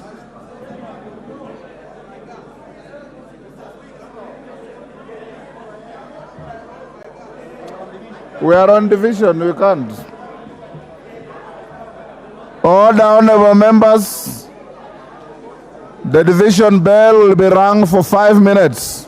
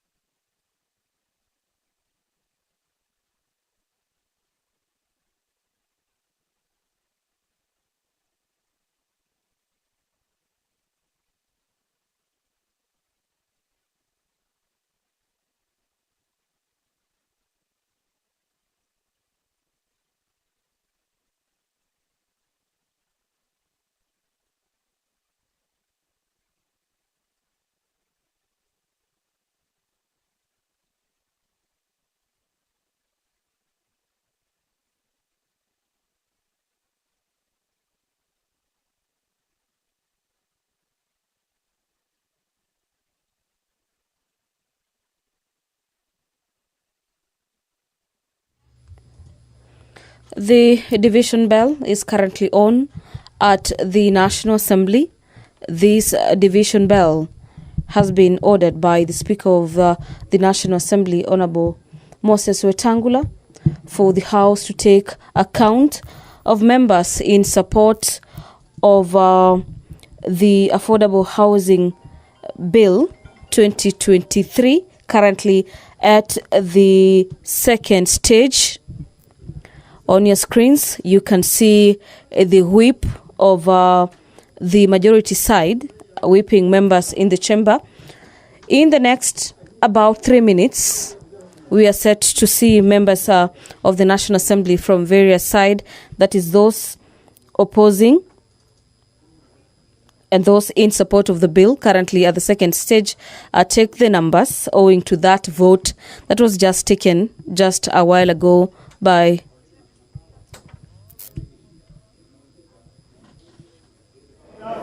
Honourable members, take your seats. Take your seats. Those members on their feet, take your seats.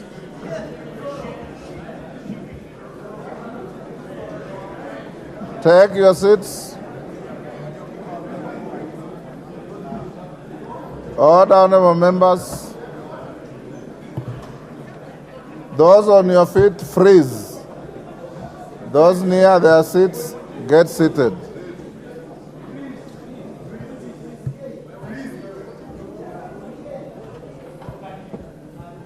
Honourable members, the division bell is over. I will now invite the whips to submit the names of their tellers.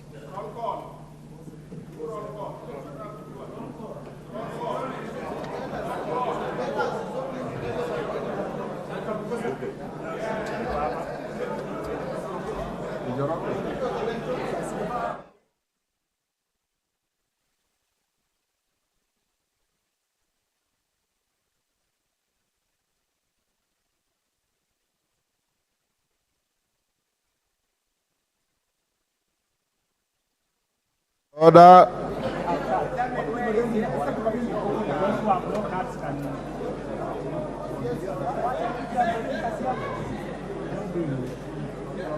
Order.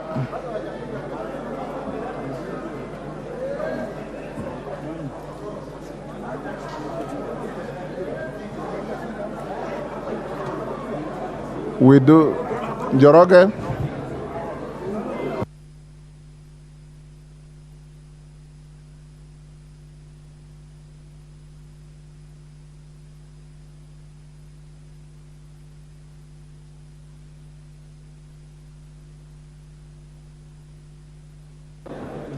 Close the bar.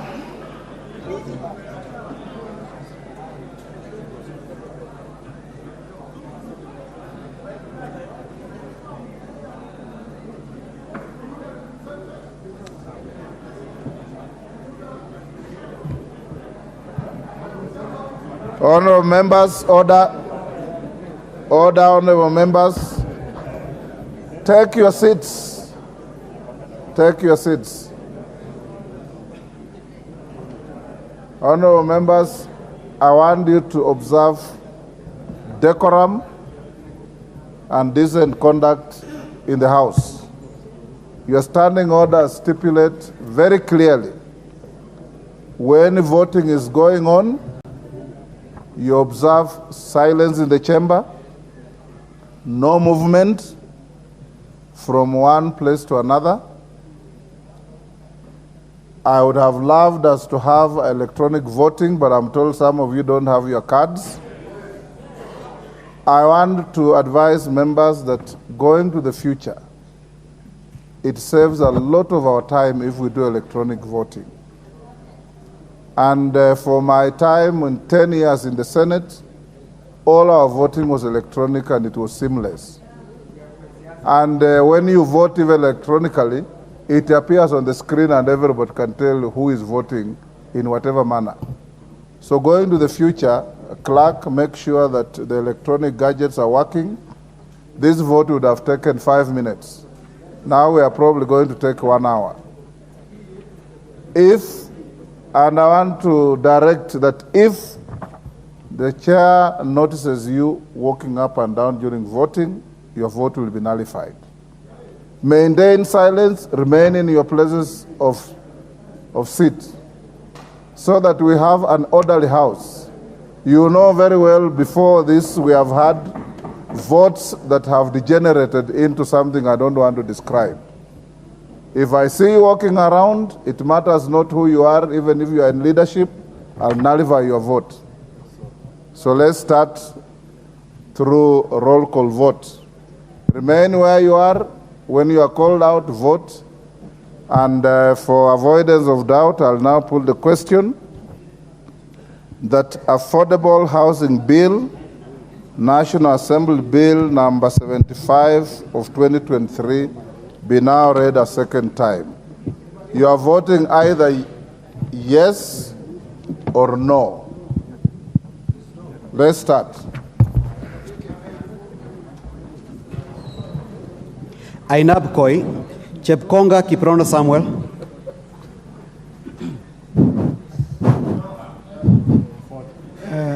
Mr. Speaker, I vote yes. Aina Moi, Langat Benjamin Kipkurui. Mohammed.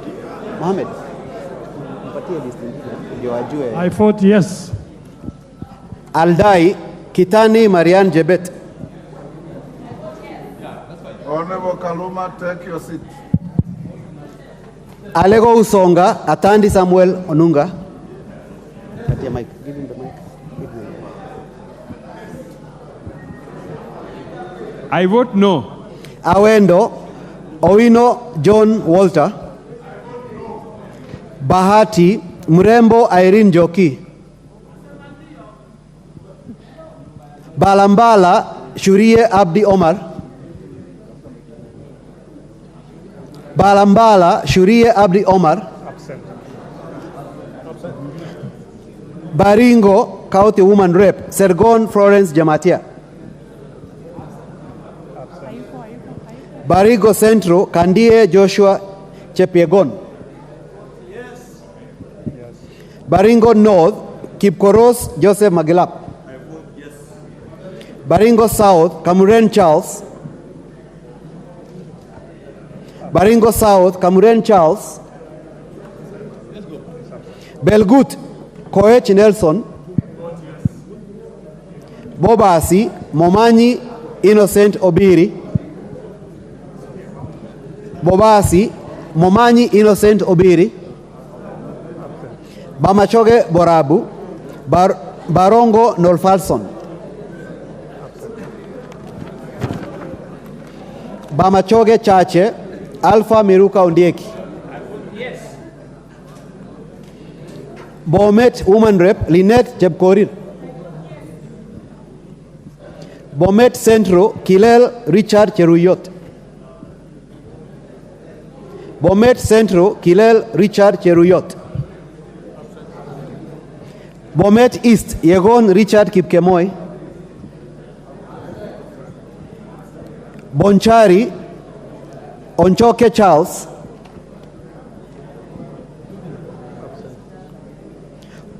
Bondo Ogola Gideon Ochanda. Borabu Osero Patrick Kibagendi.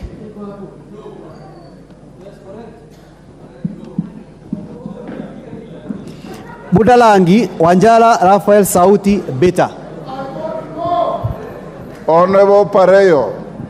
Order. Honorable Agnes Pareyo.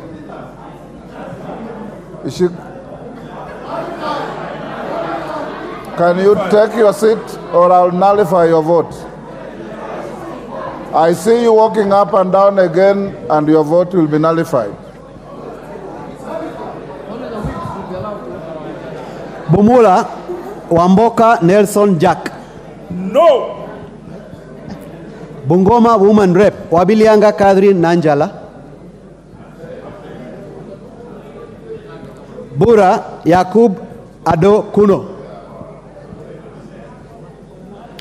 Bureti Komingoi Kibet Kirui.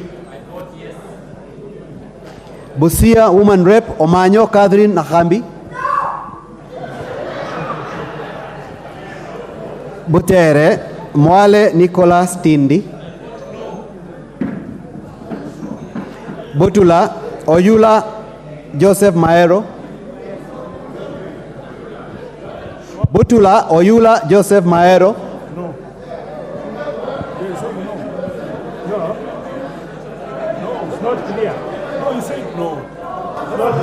Butula Oyula Joseph Maero. No. Mburi Rindikiri Muruidhania. Imenti Centro Kirima Joseph Guchine. Changamwe Shimbwa Omar Mwinyi. Changamwe Shimbwa Omar Mwinyi. Chebalungu Koech Victor Kipngetich. Chebalungu Koech Victor Kipngetich. Cherangani Barasa Patrick Simiu. Barasa Patrick Simiu. Chesume Biego Paul Kibichi.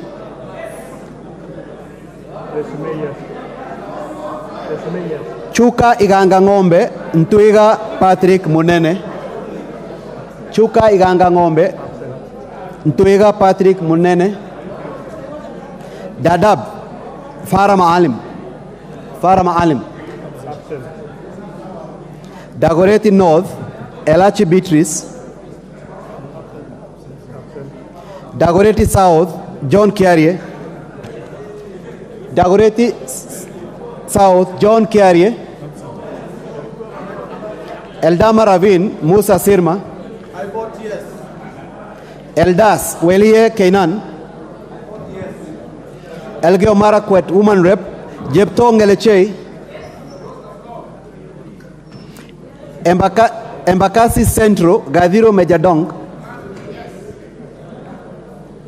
Embakasi East Babu Owino Paul. Embakasi East Babu Owino Paul. Embakasi North Gakuya James Mwangi. Embakasi North Gakuya James Mwangi. Embakasi South Mawade Julius Musili.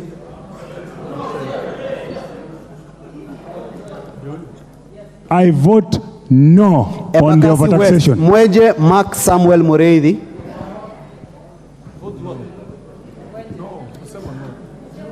Embu Woman Rep Double N Pamela Njoki. Mgwen Lelmengit Joses.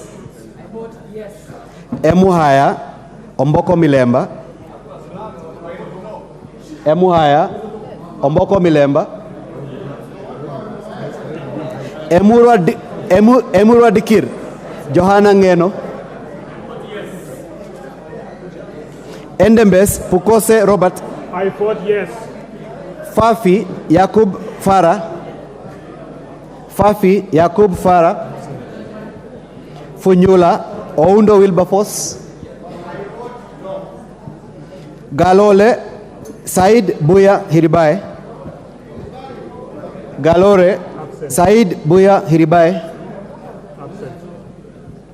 Ganze Tungule Charo Kenneth Kazungu.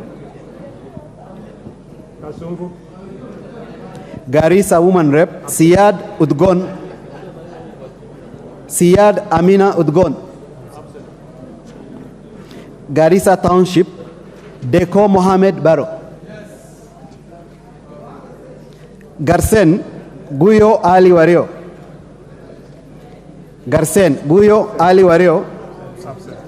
Gatanga Mureu Wakili Edward. I vote yes. Gatundu North Njoroge Kururia.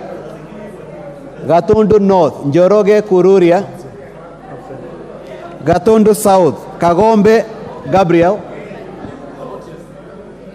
Game Elisha Odhiambo. Gichugu Githinji Robert Gichimu.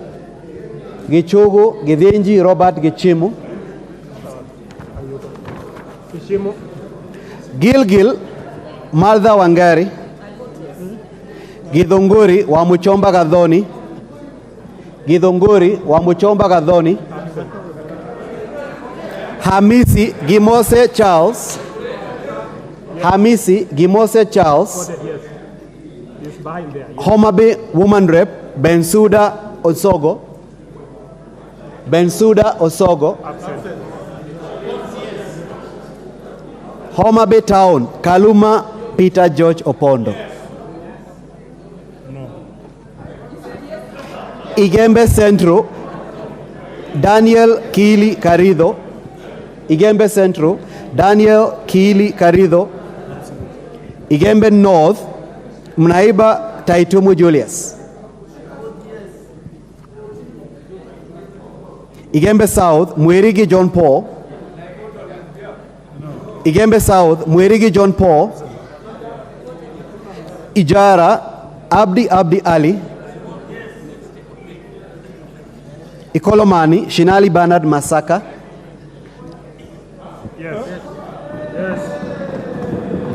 Isiolo Woman Rep Bonaya Mumina, Isiolo Woman Rep Bonaya Mumina, Isiolo South, so Isiolo North Lomwa Joseph, Isiolo North Lomwa Joseph, Isiolo South Tubi Mohammed, Jomvu Badibadi Toalib, Juja George Koimburi, Yes. Kabete wa Mashukuru James Gedua, Kabete wa Mashukuru James Gedua, Kabondo Kasipul Eve Akinyi Obara, Kabushai Kalasinga Joseph Simiu, Kabushai Kalasinga Joseph Simiu, Kacheliba Titus Lote,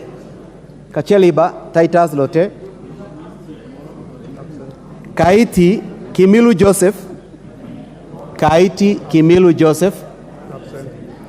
Kajiado Woman Representative Sankaire Lea Sopiato, Kajiado Central Kanchore Memusi,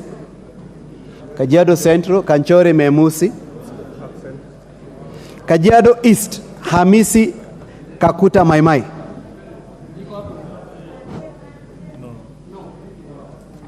Kajiado North Ngogoyo Onesimus, Kajiado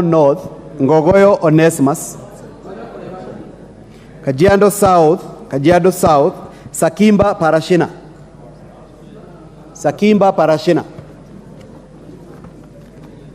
Kajiado West Sunkuya George, Kakamega Woman Representative Mohanda LC Bushilie, Kaloleni Katana Paul Kahindi,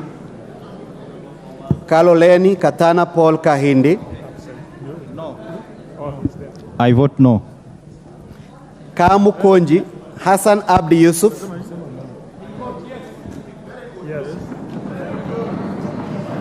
Kandara Njuguna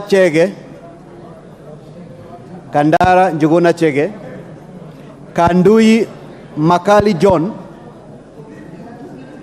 Makali John, Kangema Peter Irungu Kihongi, Kagundo Chule Fabian Muli. Yes. I said yes. Yes, she's there. Kapenguria Samuel Moroto Chumel,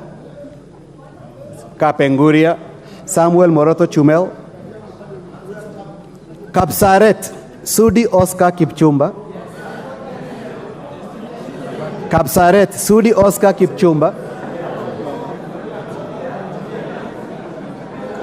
Karachuonyo Adipo Andrew,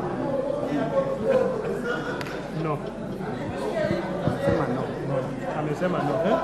Give him the mic. Karachuonyo. I vote no. Kasarani, Karauri, Ronald Kamwiko. Kasarani, Karauri, Ronald. Kasipul, Charles Were. Kadiani, Robert Mbui.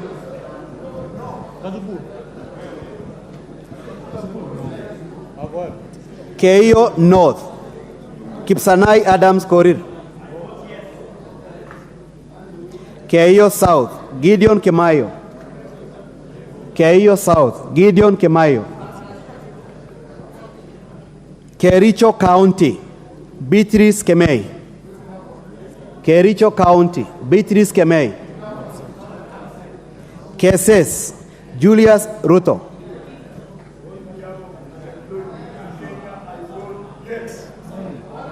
Huisero, Aseka Wangaya Christopher. Huisero, Aseka Wangaya Christopher. Kiamba, Wanjiko John Jogona. Kiambu, Waithaka John Machua. Kiambu, Waithaka John Machua. Kiambu County, Ann Wanjiko Mugo Moradha. Kibra, Peter Ochieng Orero. Kibwezi East, Mbalu Jessica. Kibwezi East, Mbalu Jessica.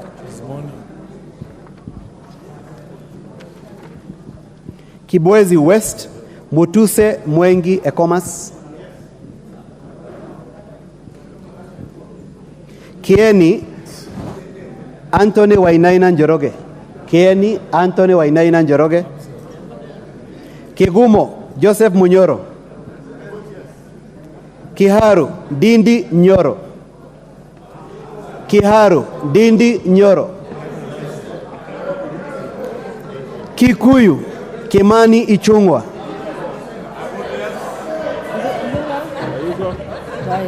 Kilgoris, Sunkuli Julius. Kilgoris, Sunkuli Julius. Kilifi County, Mbeyu Gertrude Mwanyanje. Kilifi County, Mbeyu, I vote no. Kilifi North, Baya Ya Owen. I vote yes. Kilifi South, Richard Ken Chonga. Ken Chonga, Kilifi South. Absent. Even Dindi is voting online. Kilome, Kidhua Nzambia. Kilome, Kidhua Nzambia. Absent. Kimilili, Didmas Mutua Baraza. Kimilili, Didmas Mutua Baraza. Kiminini, Morris Kakai Bisau. Yes. Kinango, Samuel Gonzirai. Yes. Kinangop, Kwenya Dhuku. Kinangop, Kwenya Dhuku. Yes. Kipipiri, Muhea Wanjiku. Kipipiri, Muhea Wanjiku. Kipkelion East, Cherorot Joseph Kimutai. Yes. Kipkelion West, Hilary Kiplangat Kosgei. Kirinyaga County, Maina Njeri Jen. Yes. Kirinyaga Central, Gitari Joseph Gachoki. Kirinyaga Central, Gitari Joseph Gachoki. Kisauni, Benziba Rashid Juma. Kisauni, Benziba Rashid Juma. Kisii County, Donya Aburi Doris. Kisii County, Donya Aburi Doris. Kisumu County, Busia Ruth Odinga. Kisumu County, Busia Ruth Odinga. Kisumu Central, Joshua Oron. Kisumu East, Ahmed Shakil Shabir. Kisumu East, Ahmed Shakil Shabir. Kisumu West, Rosa Mbuyu. Kitui County, Kasalu Irene Mudhoni. Kitui Central, Makali Benson Mulu. Kitui Central, Makali Benson Mulu. Kitui East, Mbai Nimrod. Kitui Rural, Mboni Mwalika. Kitui Rural, Mboni Mwalika. Kitui South, Recho Kaki Nyamae. Kitui South, Recho Kaki Nyamae. Kitui West, Nyenze Edith. Kitutu Chache North, Nyakundi Japheth. I vote yes. Kitutu Chache South, Kibagendi Anthony. I vote no. No. Kitutu Masaba, Gisairo Clive. Kitutu Masaba, Gisairo Clive. Absent. Konoin, Yegon Brighton. Konoin, Yegon Brighton. Kuresoi North, Kiprono Mutai. Kiprono Mutai. Kuresoi South, Joseph Tonui. Kuria East, Kitayama Marwa Maisori. Yes. Kuria West, Robbie Mathias. Kuria West, Robbie Mathias. Kwale County, Masito Fatuma Hamisi. Kwanza, Wanyonyi Ferdinand.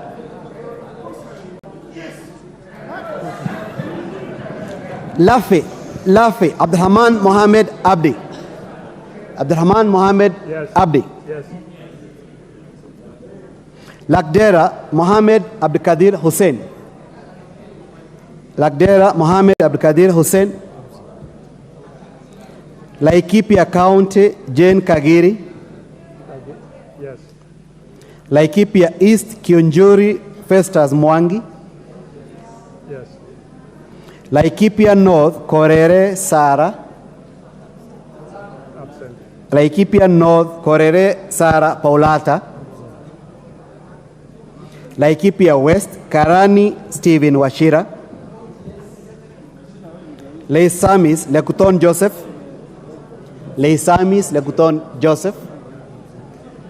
Lamu County, Marubu Monica Mudhoni. Lamu County, Marubu Monica Mudhoni. Lamu East, Rueida Obo. Yes.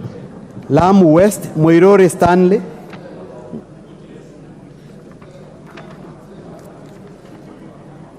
Langata, Felix Adiwor Kode. Langata, Felix Adiwor Kode. Larry Kahangara Joseph. Larry. Yes. Likoni Mishi Mboko. Likuyani Mugabe Innocent. Limuru John Kiragu Chege. John Kiragu Chege. Loima Akuja Protas. Yes. Luanda Oyugi Dick Maungu. Luanda Oyugi Dick Maungu. Lugari Nabi Naboera Daraja. Nabi Naboera Daraja.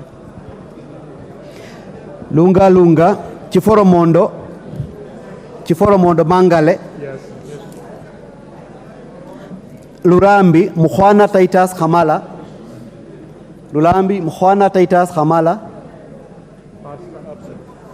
Maara Kareke Mbiuki. Maara Kareke Mbiuki. Machakos County, Kamene Joyce. Machakos County, Kamene Joyce.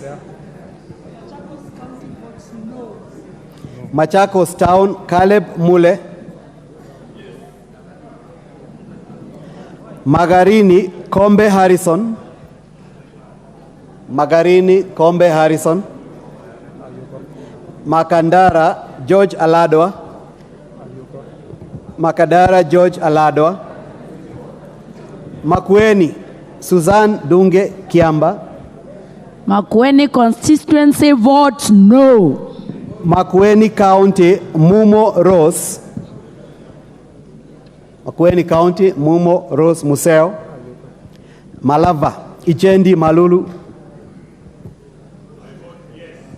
Malindi, Amina Mnyanzi. Malindi, Amina Mnyanzi.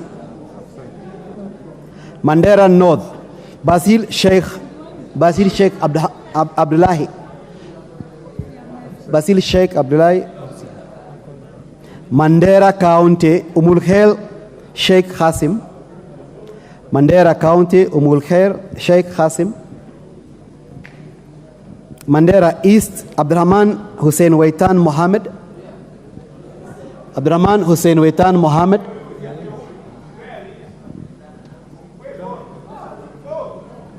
Yes. Mandera South, Haro Ibrahim. Mandera South, Haro Ibrahim. No, you are saying yes. No, wait. Mandera, Mandera East. Order. Mandera. Order, honorable members. The member has voted already. Yes. Carry on. He voted yes. He's not sure. No, he's not sure. You can't vote twice. Order, honorable. Order, tell us. Order. I vote no. Yes. No, you were. Yes. He voted yes. Gone. Mandera South. Mandera South, Haro Ibrahim. Mandera South, Haro Ibrahim. Mandera West, Yusuf Adan Haji. Mandera South, Haro Ibrahim. Yes. Yes. Mandera West, Yusuf Adan Haji. Manyata Mukunji John Gitonga. Yes. Why are you whispering? No, amepika yes. Maragua Mary wa Maua. Mukunji amesema yes. Marakwet East, Bowen Kangogo. Yes. Marakwet West, Toroitich Kipchumba Timothy. Yes, also. Marsabit County, Wako Naomi Jilo. Masinga, Mwalio Joseph Mbidi. Masinga, Mwalio Joseph Mbidi. Matayos Odanga Geoffrey Makoha. I vote no. Madare Anthony Oluch. Madare Anthony Oluch. Madhioya Gichuki Edwin Mugo. Yes. Mathioya, yes.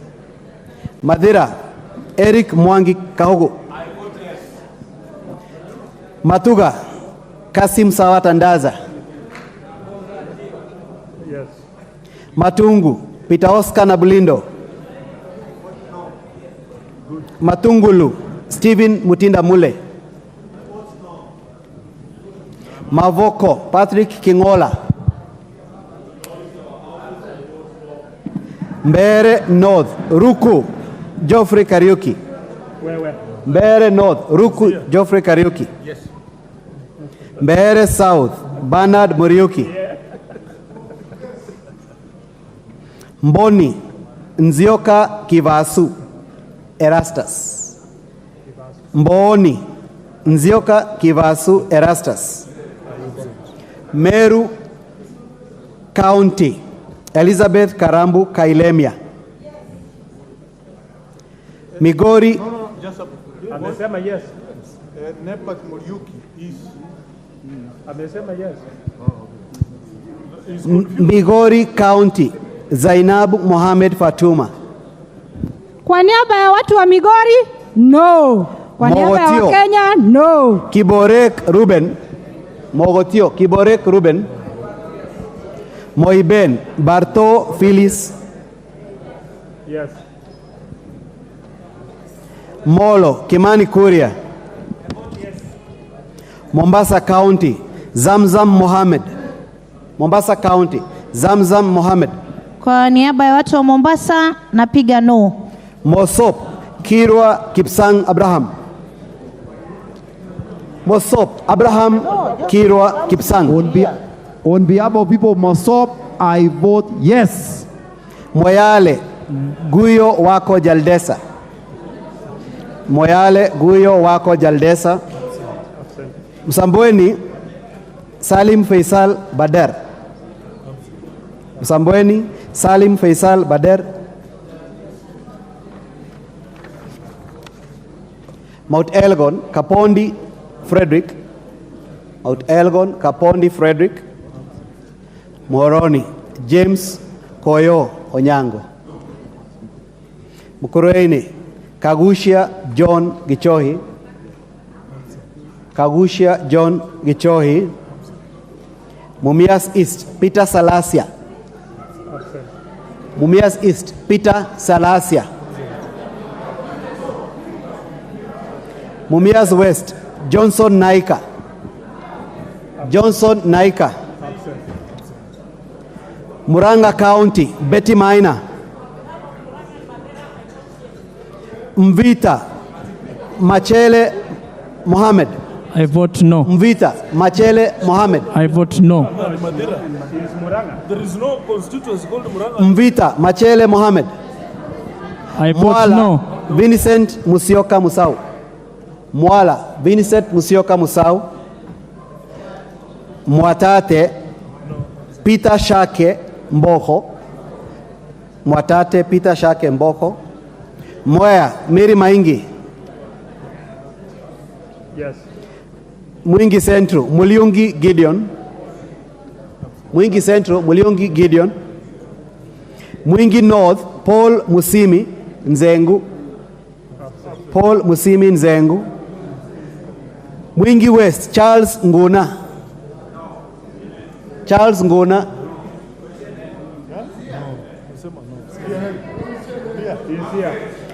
Nairobi County Pasaris Esther Mudhoni. Absent. Nairobi County Pasaris Esther Mudhoni. Naivasha Jane Kihara. Jane Kihara. Nakuru County Liza Chelule. Lisa Chelule is there. Yes.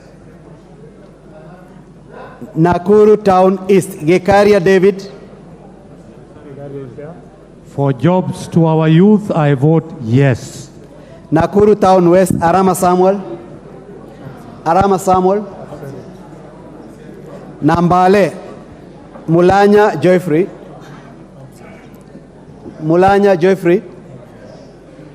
Nandi County Cynthia Muge. Nandi County Cynthia Muge.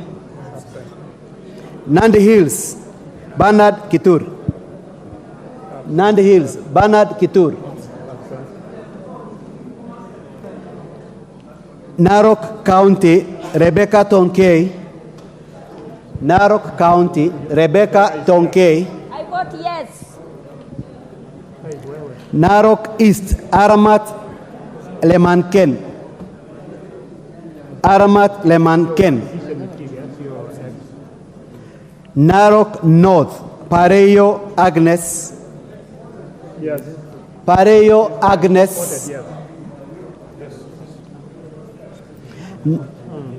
Narok South Olentutu Kitilai. Yes. Narok West Tongoyo Gabriel. Yes. Is here. Navajolo Wangwe Emmanuel. Navajolo Wangwe Emmanuel. Absent. Yes. Sorry. Yes.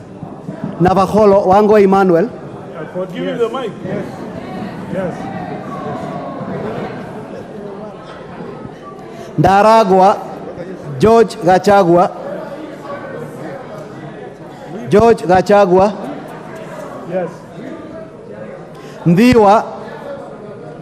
Ndhiwa Owino Martin Peters. Ndia GK Macharia George. GK is there. Yes. Njoro Charity Kadhambi. Yes. She's there. Charity Kadhambi. Nodhor Guyo Wario. Nodhor Guyo Wario. Absent. North Imenti Rahim Dawood. North Imenti Rahim Dawood. North Mugirango Joash Nyamoko. Yes. Joash Nyamoko. Yes. Nyakach Joshua Aduma. Nyakach Joshua Aduma. Absent. Nyali Mohamed Ali. Yes. Nyamira County Jerusha Momanyi. Yes. Nyandarua County Faith Gitau. Yes. Nyando Jared Okelo. Nyando votes no. Nyaribari Chache Zahir Jada. Zahir Jada. Nyaribari Masaba Manduku Daniel. Manduku Daniel. Nyatike Tom Ondege. Absent. Tom Ondege. Nyeri County Rahab Mukami Wachira. Nyeri County Rahab Mukami Wachira. Nyeri Town Duncan Madenge. Oljororok Muchira Michael. Olkarau Kiaraho David. Olkarau Kiaraho David. Odaya Wainaina Michael. Pokot South Kosing David. Pokot South Kosing David. Rabbi Anthony Kenga. Rabbi Anthony Kenga. Rangwe Lilian Gogo. Lilian Gogo. Rarieda Paul Otiende Amolo. I vote no. Rongai Paul Kibet. Rongai Paul Kibet. Paul Kibet, yes. Rongo Paul Abur. Paul Abur. Absent. Roysambu Mwafrika Kamande. Yes. Ruaraka Tom Joseph Kajwang. Roiru Kingara Simon. Yes. Runyenjes Eric Muchangi. Yes. Sabatia Sloya Clement Logova. He votes yes. Yes. Saboti Caleb Amisi. Saku Dido Raso. Samburu County Pauline Lenguris. Yes. Samburu East Lekumontare Lentoijoni Jackson. Yes. Samburu North Letipila Dominic. Letipila Dominic. Samburu West Lesuda Naisula. Lesuda Naisula. Seme James Nikao. Vote no. Shinyalu Ikana Frederick. Siaya County Christine Ombaka Odor. Sigor Peter Lochakapong. Peter Lochakapong. Sigowet Soin Justice Kemei. Sirisia John Waluke. I vote yes. Sotik Francis Sigei. Yes. South Imenti Shadrach Mwiti. South Mugirango Silvana Sosoro. Soy David Kiplangat. Starehe Mwago Maina Amos. Starehe Mwago Maina Amos. Suba North Millie Grace Odhiambo. Suba North Millie Grace Odhiambo. Suba South Kalori Omondi. Suba South Karoli Omondi. Phase 1 of the affordable housing having been completed in Homa Bay, I vote yes. Subukia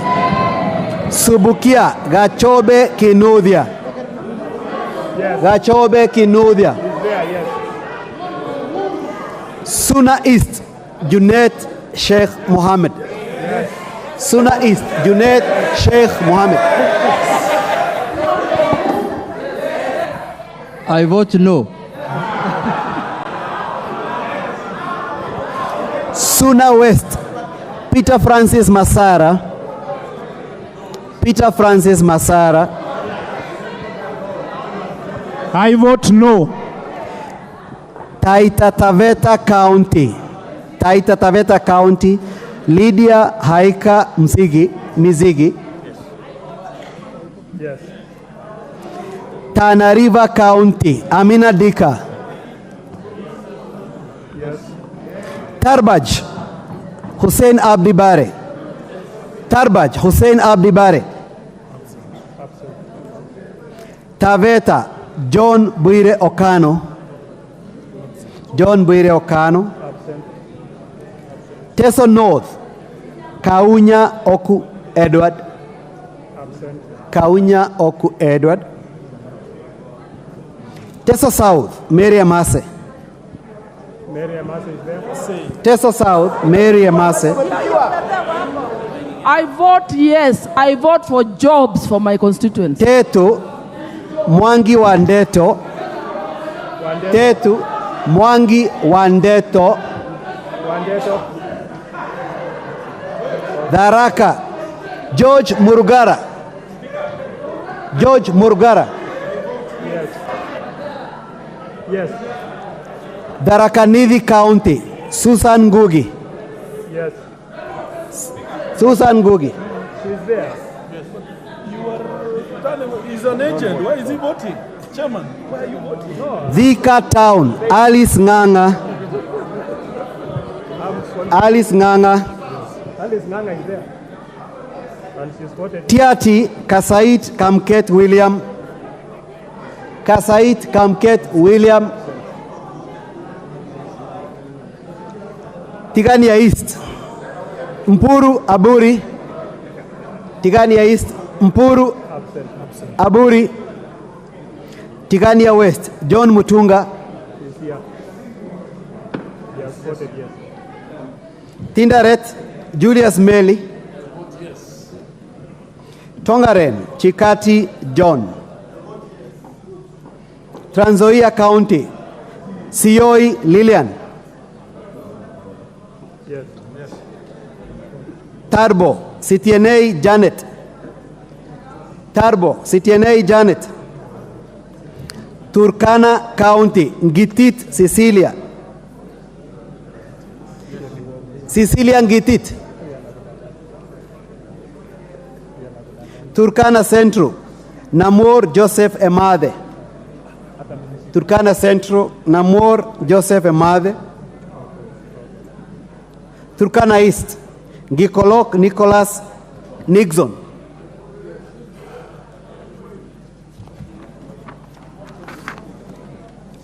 Turkana North Paul Ekom Naibun.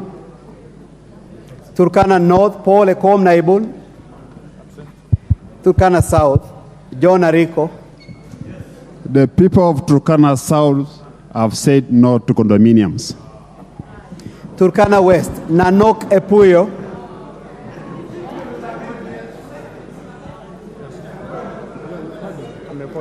Uasin Gishu County Gladys Boss. Gladys Boss. Ugenya David Ochieng. Ugunja Wandai Opio.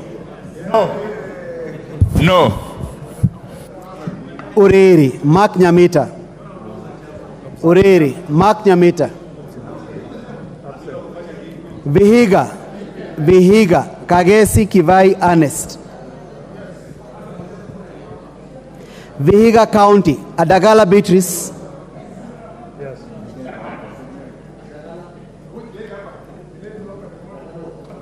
Voi, Chome Abdi. Chome Abdi.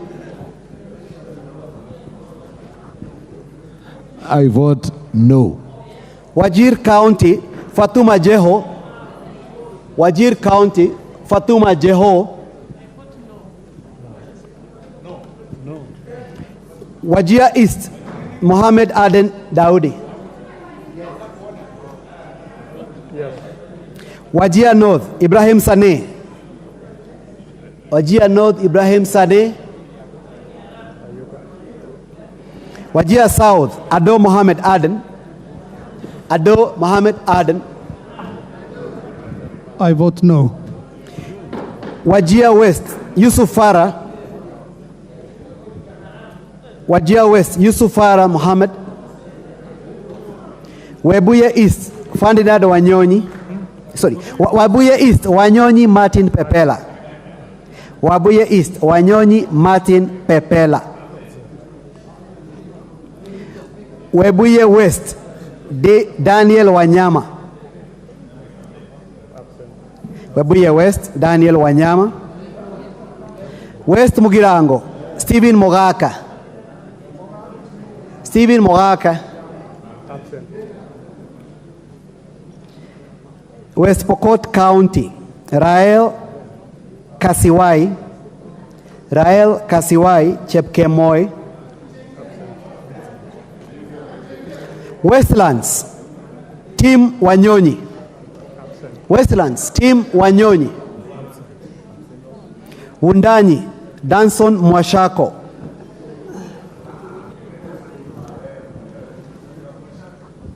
I vote no. Yata, Robert Basil Ngwe. Robert Basil Ngwe. I vote no.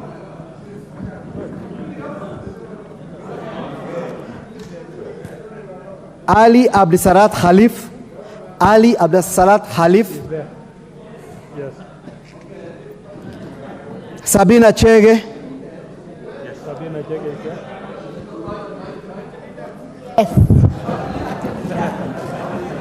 Joseph Denar Hamisi. Joseph Denar Hamisi.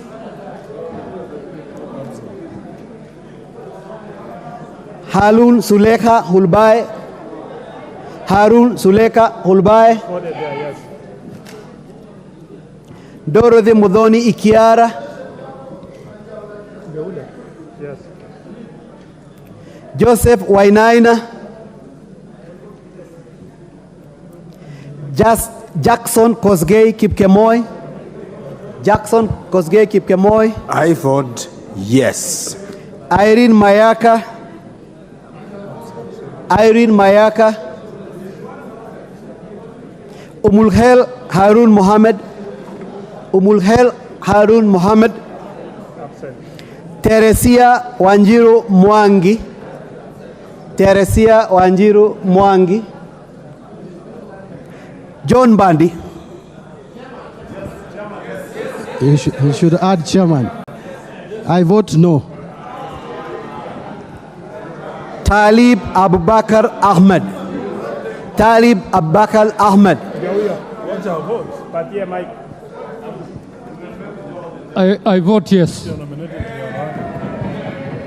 Yes.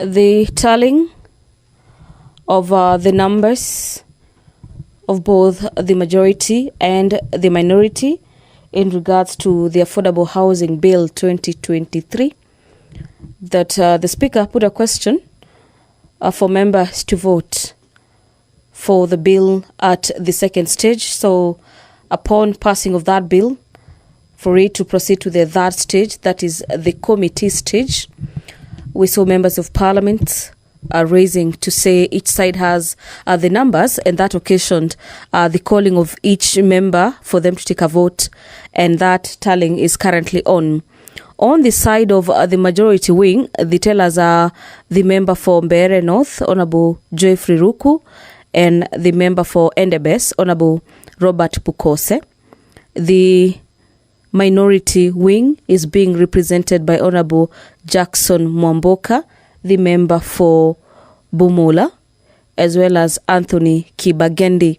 So as we await for that tallying to be completed, allow me to take you through some of the highlights the members raised during the debate allocated time. We've had members of the minority wing calling for more time for more amendments to be included by the Committee on Matters Finance, chaired by the member for Molo Town, Honorable Francis Kuria Kimani. That a plea by Honorable Member for Rarieda, Otiende Amolo, as well as the Honorable Member for Roraka, Honorable Kajwang, were not permitted by the Speaker. The debate on this particular bill, the Affordable Housing Bill, has been completed, and during this afternoon session, we also heard from the leader of the majority party, Honorable Kimani Ichung'wah, urging members of parliament to vote for the bill. And in his argument is that the Affordable Housing Bill 2023 is majorly about creating employment for the youths in the country. And so we expect upon the conclusion of that tallying, the Speaker will then be giving the outcome of the tallying in regards to how members of the National Assembly voted on the Affordable Housing Bill 2023 for it to proceed to the committee stage, which is slated for tomorrow morning. This particular bill also pertains matters to do with counties, and the moment the National Assembly has dispensed with this particular bill, it will be proceeding to the Senate for consideration by senators. It is a bill that has elicited mixed reactions from members, with legislators calling for further amendments. According to the committee chair, Akure Kimani, there are a number of amendments before the committee, and those particular amendments are set to be considered tomorrow during the National Assembly sitting, slated for tomorrow morning, 9:30.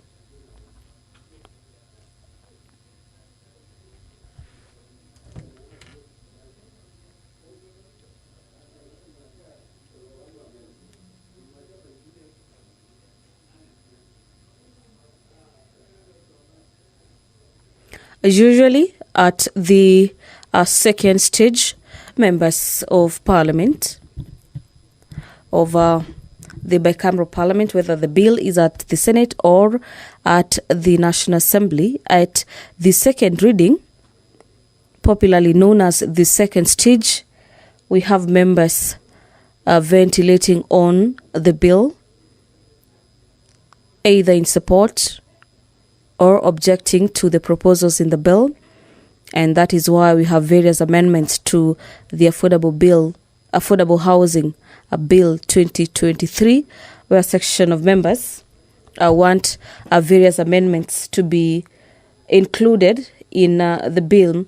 Among the amendments is that the 10% deposit requirement for you to own a house be scrapped. And according to the chair of the Finance Committee, during the public hearing, the committee gathered that some members of the public may not be in a position to pay the 10% deposit. And that is one of the consideration when this bill enters the committee stage. Another recommendation or amendment is that the affordable housing for members of the public to be allowed to either rent or buy the house altogether. So we'll be awaiting to see how that will be panning in regards to this bill.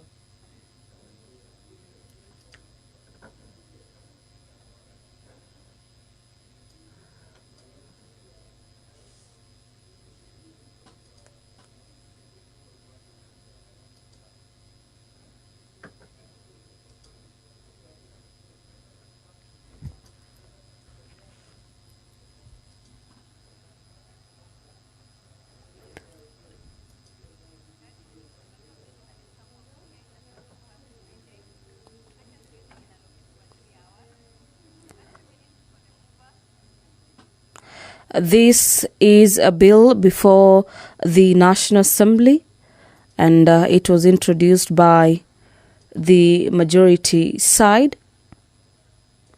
This is a bill seeking to have unemployed Kenyans get jobs. Currently, there is a retreat by the members of the executive, and we've had the president urging members of parliament to pass this particular bill to enable the ruling coalition fulfill its mandate. The Affordable Housing Bill 2023 is currently at the second stage. Usually, a bill will go through the 3 stages. The first stage, popularly known as the first reading, the bill is introduced or read for the first time before the House. And at the second stage, what we witnessed on Thursday last week, and a few minutes before 4 p.m. today, is that members were concluding on the allocated time. Usually, the allocated time for debate is usually 3 hours. That has been concluded, and the vote that was being taken is to permit the bill to go to the third stage, where it will be before the committee of the whole House, where various amendments in regards to the proposals in the Affordable Housing Bill will be considered.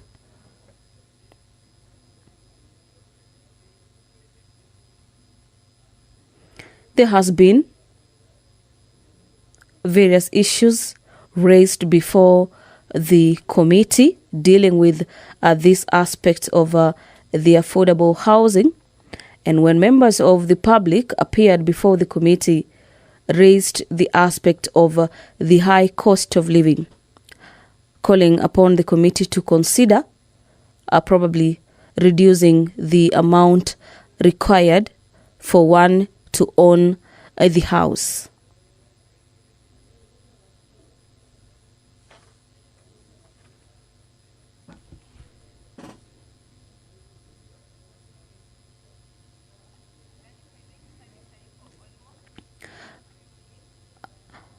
A few minutes to come, say a minute or two, we'll be expecting the clerks led by the clerk of the National Assembly to complete that particular tally. And at any given moment that particular tally is complete, the results will be handed over to the Speaker to read the tally outcome. And one of the most notable recommendations is the removal of section 31, subsection 2A, which mandated a 10% deposit for eligibility for the affordable housing units. In the event that is accommodated, this change is expected to lower the entry barrier for the prospective homeowners. That way, a majority of Kenyans are in a position to own a house.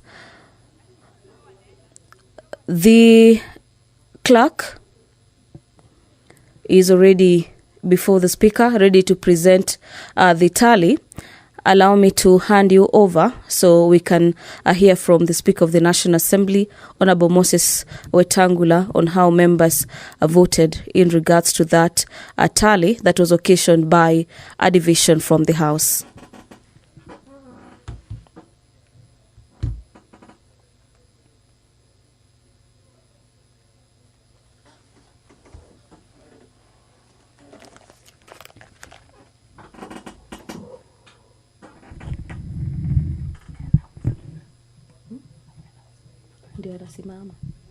Are on their feet.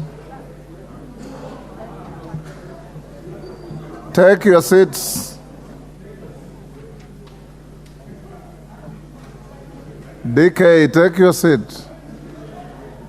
The tellers may move forward and announce the results to the Speaker.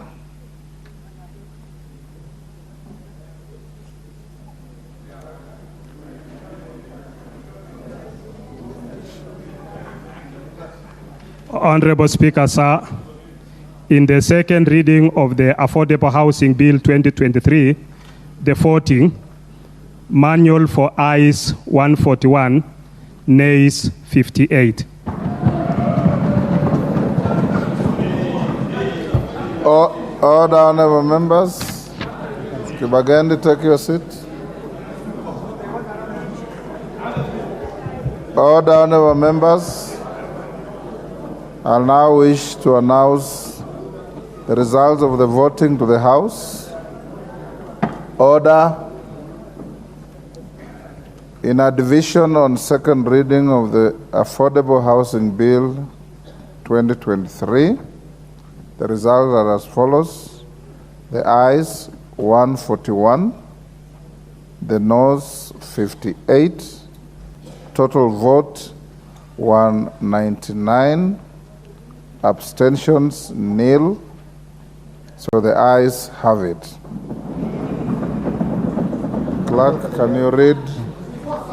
A bill. Order, Wanjala. Order, before you read that. Order, before we conclude this, I want first to thank all members for your decorum. Apart from the errand member for Budalangi, the rest of the members observed absolute decorum. And Honorable Angela, you are supposed to be an elder to your colleagues here. So you can't sit there and be shouting at the top of your voice, contrary to Standing Order 76. So next time, be an example to your younger colleagues. It pays to do that. Order. Clerk, can you? You can't ask for bill. Point of order, Honorable Undo. You know the rules. You are second termer. We are still in division. We haven't finished. Order. Go ahead, Clerk. A bill for an act of parliament to give effect to Article 43(1)(b) of the Constitution to provide a framework for access to affordable housing and for connected purposes. You may now open the bar.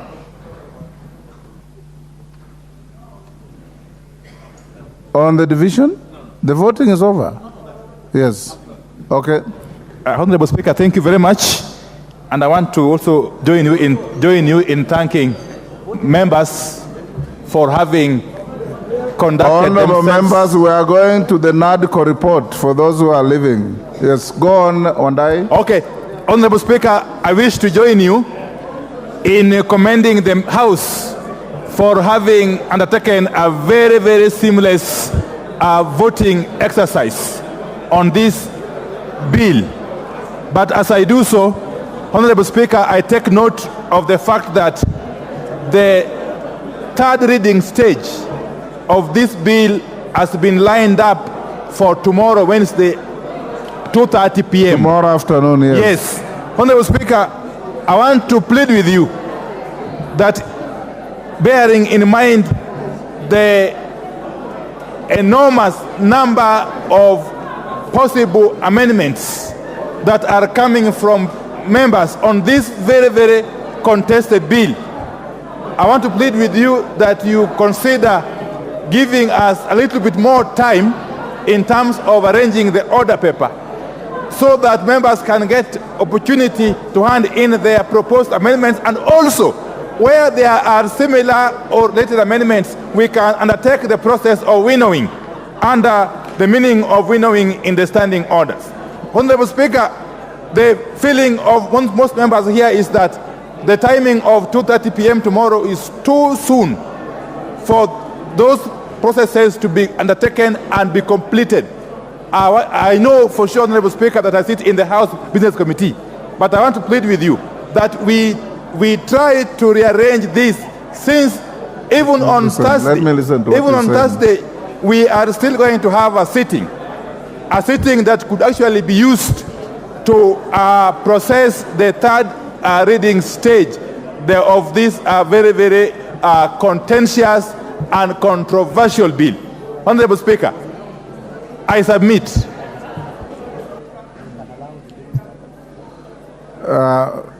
Ichungwa.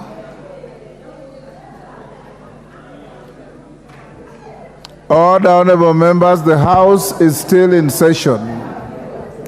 Order, honorable members. Sabina Chega and your team, take your seats or go to wherever you're going. Thank you, Honorable Speaker, and I've listened to the Leader of Minority, and I'm glad he asserts that he's a member of the House Business Committee, and I can also confirm he was in the House Business Committee this morning, rather this lunch hour, and these are some of the issues that would have transacted in the House Business Committee, and he did not raise it, since the order paper was already published. Even by the time we were in House Business, there was an indication of the business that is lined up for debate tomorrow, right from the morning sitting to the afternoon sitting. And having listened to the issues, Honorable Speaker, it's also true that this debate began last week, and I'm also aware that quite a number of members have been in discussions with the chair of the committee, proposing various amendments, and members, I know there are also quite a number of members who have already filed their amendments, proposed amendments. And therefore, since it's now 5 p.m., Honorable Speaker, and we have up to tomorrow, and occasionally, Honorable Speaker, the Speaker has allowed members to even file amendments on the floor, and they are considered in the afternoon for anybody who may want to file even over lunch hour. And the clerk's office can also publish a supplementary order paper. Honorable Speaker, I would prevail on you that we transact business as approved by the House Business Committee, since the Leader of Minority was within his right to propose that particular change within the House Business before approval of the business of the week by the House Business Committee. Otherwise, we will now be on the verge of retransacting the business that was before the House Business Committee in plenary, which will not set a very good precedent. I would rather, Honorable Speaker, that we give members up to tomorrow 1 p.m. to file their amendments. Those that may want to file amendments, especially any member who was not there on Thursday and who was not here today and may want to file an amendment. But I am certain, having checked with the clerk's office, there are already members who have filed amendments. And once the order paper is published, should there be any other amendments that anybody wants to file, we can give them up to 1 p.m. tomorrow, and we publish a supplementary order paper with your approval, Honorable Speaker. Otherwise, I would strongly oppose delaying of this business, Honorable Speaker, beyond the time that was agreed on in the House Business Committee. As Honorable Andai and your majority colleague, you both sit in the House Business Committee. You know what we passed. However, in accordance with our standing orders, I'll direct that any member who has any amendments to file, your deadline is noon tomorrow. Once you have filed in all the amendments, then the clerk will be directed to prepare a supplemental order paper to accommodate every filed amendment. If the weight of the amendments are such that you need a winnowing process, I will have a consultation with both of you to see what we need to do. Otherwise, the matter will remain on the order paper for committee of the whole tomorrow afternoon. Next order. Order number 9, motion, report of the National Dialogue Committee. Honorable members, order number 9, the report will be debated in accordance with the motions we passed on the management of our time. It is allocated 2.5 hours. The majority and minority leaders have 10 minutes each. Each other member speaking has 5 minutes. Depending on the nature of interest and depending on how repetitious you would be in your contributions, the House Business Committee agreed that we may reduce the time to 3 minutes per member. But as it is, you passed a motion, that a motion of this nature, 2.5 hours, 10 minutes for majority, 10 minutes for minority, 5 minutes for each contributor. So, Majority Leader, you are called upon to move the motion. I see names already on the screen. If they are not for this motion, wipe them out and log in afresh so that we give everybody a fair chance to contribute. Majority Leader. Majority Leader. Thank you, Honorable Speaker.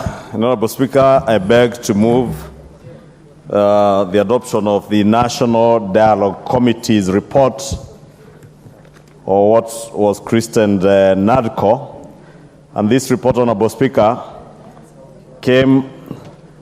Honorable Speaker, I beg to move that this House adopts the report of the National Dialogue Committee, which was laid on the table of the House on Thursday, 7th December 2023. Honorable Speaker, I was saying this report culminated from a long process that began with the bipartisan talks that were co-chaired by the Honorable Murugara and the Honorable Otiende Omolo. Let me take this opportunity to thank those two members and the members of the bipartisan team that formed the basis of our talks, Honorable Speaker, because we benefited immensely from the work that the two gentlemen had begun through the bipartisan talks. Honorable Speaker, allow me to also take this opportunity to thank the Honorable Kalonzo Musyoka, my co-chair, and the leader of the delegation from the Azimio side, and ably assisted by the leader of minority, and also thank the other members of the committee, including my deputy, the Honorable Cecily Mbarire, the governor for Embu County, the Honorable Aaron Cheruyot, Honorable Hassan Omar, the Honorable Eugene Wamalwa, Honorable Amina Mnyazi, and of course I've mentioned the leader of my minority, the Honorable Pio Wandai. Honorable Speaker, this report, or rather the NADCO committee, considered all the 5 issues that we had agreed. And you remember, Honorable Speaker, many of us had other issues besides the 5 issues, and we framed our issues around 5 thematic areas: on electoral justice and related matters, outstanding constitutional matters, fidelity to political parties and coalitions, and the law on multi-party democracy, entrenching of funds into the constitution, and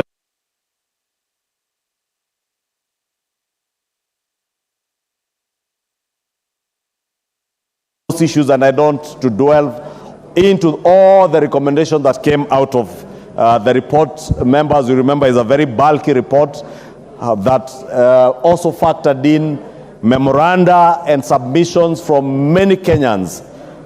Honorable Speaker, we were able to listen to very many Kenyans who submitted memoranda to us, from about 258 written memoranda that were sent to the committee. 60 stakeholders appeared before the committee, and we listened to over 704 persons. And that tells you, Honorable Speaker, that this report factored in views from very many Kenyans from across the country.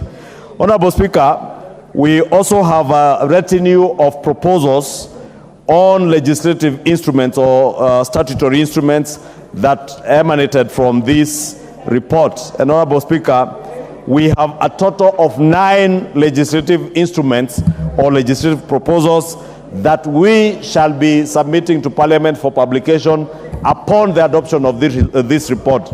And key among these legislative proposals, Honorable Speaker, touch on IEBC, on electoral justice and electoral reforms, Honorable Speaker.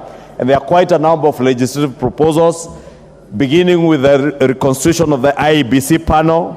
We have proposed amendments to the IEBC Act of 2011 to provide that the selection panel, Honorable Speaker, will be reconstituted. And Honorable Speaker, you remember the courts only a few weeks ago, about 2 or 3 weeks ago, in trying to cure the lacuna that exists in law, because you know the panel as it is today, Honorable Speaker, has no timelines, and they could take forever, Honorable Speaker. But with the amendment, besides reconstituting the IBC panel and growing the membership from 7 to 9 members to ensure that we have a cross-section of views and interest groups accommodated within the selection panel, we are also creating a timeline, and the panel will now be required to finalize the exercise within 90 days. From the day that the panel is appointed, they must complete the work and submit the nominees to the President, and they shall stand dissolved thereafter. Honorable Speaker, we have also allowed the Parliament, both houses, using a simple majority, the latitude to extend time for this panel should they need the more time than the 90 days that will be provided for under the new act, should we adopt or rather enact the legislative proposal that amends the IBC Act of 2011. Honorable Speaker, it is also noteworthy that the committee has recommended a transitional clause to provide that the selection panel existing immediately at the commencement date of the act will cease to exist, but any person who is working in that panel is eligible to be renominated by any of the nominating bodies, Honorable Speaker. So therefore, for instance, the political parties liaison committee that had 2 nominees, they will now have 3 nominees under the new panel, and any of the nominees that were under that selection panel could be renominated by the political parties liaison committee, or in that case, even those under the Parliamentary Service Commission, they can renominate the same people. Those under LSK can, if the selection bodies desire, they can renominate the same people. Honorable Speaker, critical among the other changes, Honorable Speaker, is a recommendation by the committee to Article 89 of the Constitution on delimitation of boundaries. Honorable Speaker, again, you know the courts have also pronounced themselves on the question of delimitation of boundaries, and we had a statutory deadline that lapses at the end of March, which is only next month, Honorable Speaker. And it is therefore not practical under the circumstances to be able to delimit boundaries within a period of a few weeks after the adoption of this report. And therefore, we are proposing that Article 89 of the Constitution is amended to provide for extension of the period for conduct of the review of the constituency's boundaries by IBC, where for any reason, like the case is this time, the review of the names and boundaries of constituencies is not completed within the time stipulated under Article 89(2) of the Constitution. And therefore, Honorable Speaker, we shall also be bringing those amendments.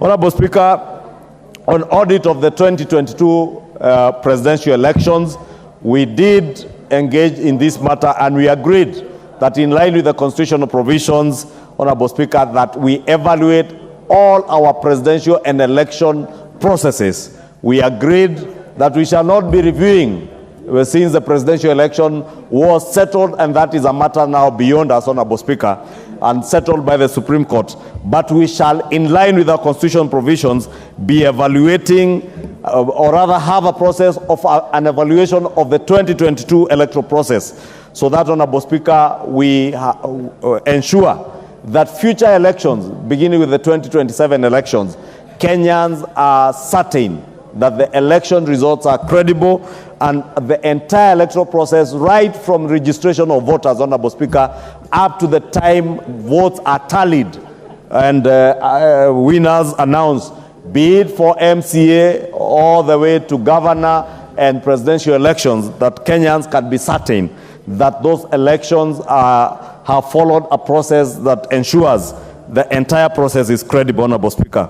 And that, Honorable Speaker, we have created in the report a mechanism where we shall, within 21 days after adoption of this report, have a system where we have a panel that will identify either one firm or two firms to conduct an evaluation process of the last elections, Honorable Speaker, with a view to improving on the systems, because this is what our constitution provides for, that after every election we shall, IEBC actually is mandated under our constitution to ensure that they have a system that evaluates that electoral process with a view to enhancing or rather to making the electoral processes more efficient and more credible election after election.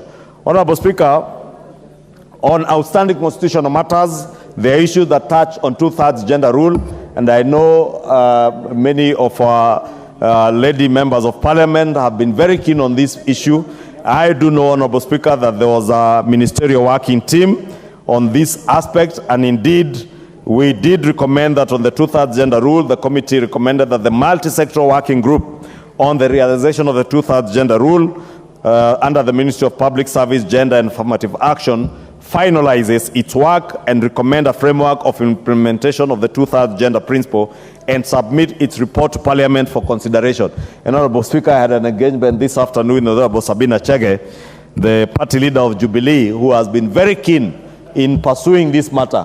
And she has indicated to me that following the meeting we had yesterday between our parliamentary group and the cabinet yesterday in Naivasha, indeed the Ministry of Gender, Ministry of Public Service, Gender and Affirmative Action has indicated to our lady members of parliament that they have indeed concluded this and they have a report ready, and we shall be engaging with the cabinet secretary to be able to relay that report, so that as we adopt this report, Honorable Speaker, we can have that report from the multi-sectoral team form part of the legislative proposals that will come as a consequence of this NADCO report. And we shall be engaging with the Minister, Honorable Aisha, to have that ready.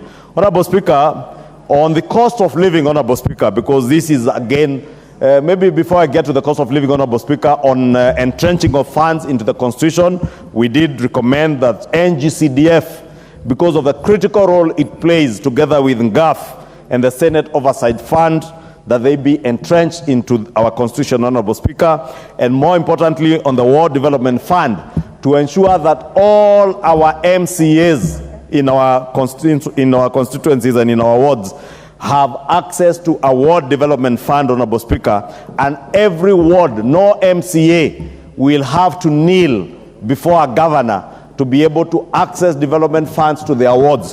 We also recommended that the Ward Development Fund be established by statute in accordance with Article 207, Sub-Article 4B of the Constitution, to ensure that our wards and our ward representatives are also able to carry out their work of oversight over their governors without anybody cajoling them or intimidating them that they will miss out on development funds for their wards.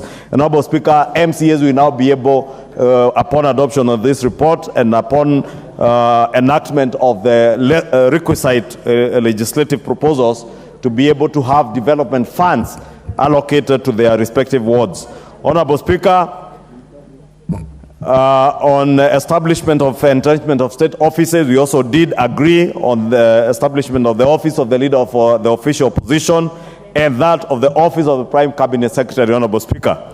And Honorable Speaker, I know those within the Azimio coalition, since they are now the official opposition, they will agree on who will take over that position, Honorable Speaker.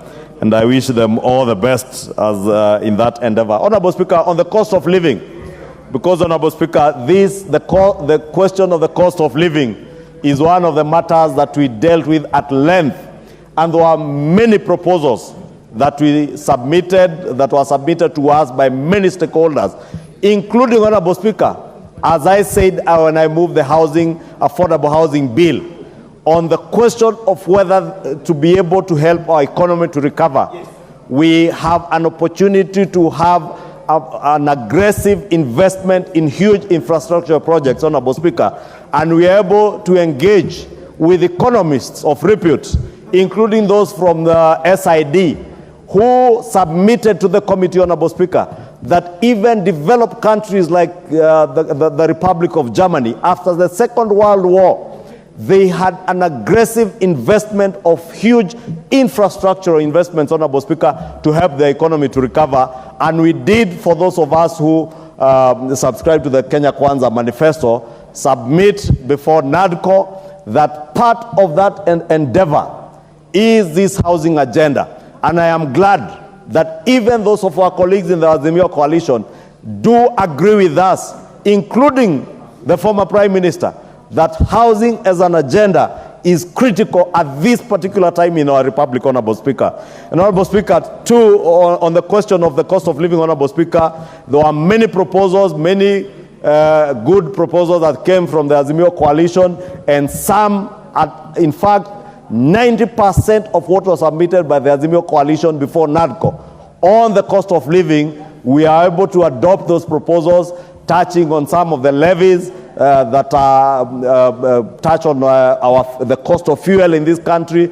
Honorable Speaker, we had also points of divergence on principle, Honorable Speaker, and we respectfully agreed that because some of the proposals they had are proposals that touched on their manifesto in Azimio, especially on the question of subsidies and consumption subsidies.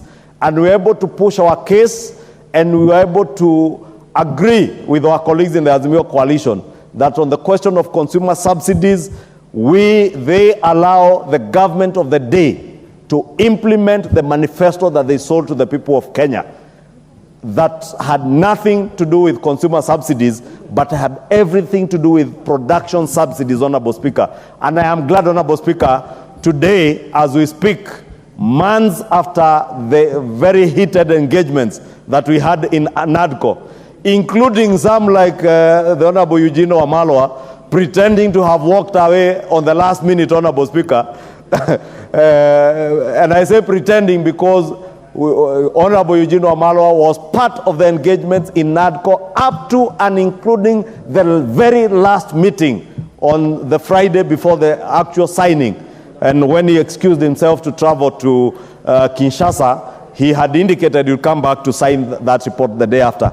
And let me thank all the members of the NADCO committee because they all signed, except the Honorable Eugene Wamalwa. And on the question of the prices of unga, which I know is what was being sold then, I am saying I am glad that today, Honorable Speaker, as we engage in the debate on this report, Honorable Speaker, nobody in this country today, including my colleagues in Azimio, none of them today speaks about the cost of unga when they talk about the cost of living today, Honorable Speaker. I am glad that what we told them in NADCO and what we have told them before, that production subsidies do work. And it is a proven theory in economics that production subsidies give you better results and more lasting results than consumption subsidies. Today, Honorable Speaker, the price of unga that was at 260. I saw yesterday somebody posted one of the groups, one of the brands today retailing at 114 shillings without consumption subsidies, Honorable Speaker. Farmers, patriotic farmers in this country, Honorable Speaker, courtesy of the subsidized fertilizer, have produced millions of bags that they would never have produced, Honorable Speaker, had they not accessed the subsidized fertilizer that was going for 7,000 shillings only a year ago, but today, a year and a half ago, Honorable Speaker, but today they're able to access fertilizer at a price of 2,500 shillings. And that is what has brought down the cost of living, Honorable Speaker, in the terms of the price of unga. And I'm glad those of our friends who donned sufurias on their heads, today their sufurias are very busy in the kitchen, in their kitchens, with unga at 114 shillings, Honorable Speaker. And some of the most expensive brands retailing at 140 shillings, brands that were going at a price of 278 when we were being pushed to go for fertilizer subsidies, for consumption subsidies, Honorable Speaker. Let me, Honorable Speaker, without belaboring a lot of these things much, because the report has been debated even in the public fora, plead with all of us to adopt this report. Is a product of a very fruitful bipartisan engagement, Honorable Speaker. The spirit of NADCO was to ensure that never again, Honorable Speaker, in this country shall we ever have to fight. Mr. Speaker, the majority leader is about to wind up, but did you hear him saying that unga, the cost of unga has reduced? From which shop, may I ask, from which shops in Nairobi does the majority leader shop from, where the cost of unga is reduced to 140? May I ask, although perhaps I'm going to different shops. First of all, this is not question time. Carry on. There, you are prosecuting your point of order wrongly. You're asking questions instead of asking whether he's in order to say what he's saying. Thank you, Honorable Speaker.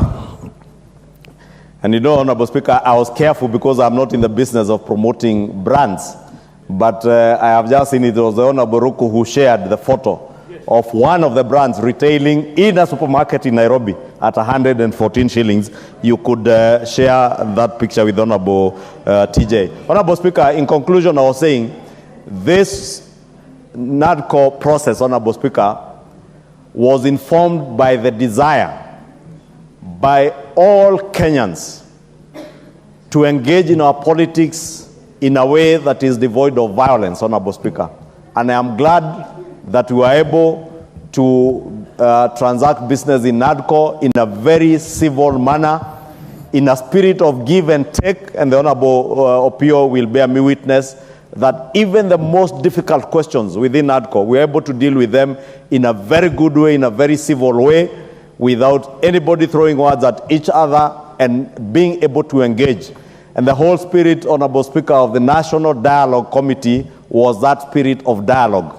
And we did indicate, Honorable Speaker, even as we engaged, that that is a desire of every Kenyan, that whether it is problems that emanate from our electoral processes, whether it is problems that come from the cost of living, never again shall Kenyans have to engage in violence, but we shall be able to dialogue with each other, talk to each other, Honorable Speaker, and be able to resolve all issues that are of concern to us as Kenyans in an amicable manner through dialogue. Honorable Speaker, with those many remarks, see my time is over, I beg to move and plead with all of us to support this report, adopt it so that we allow the House to be able to be seized of the legislative proposals that have far-reaching effects, especially those that touch on our electoral processes and the challenges that bedevil our IEBC and delimitation of boundaries. With those many remarks,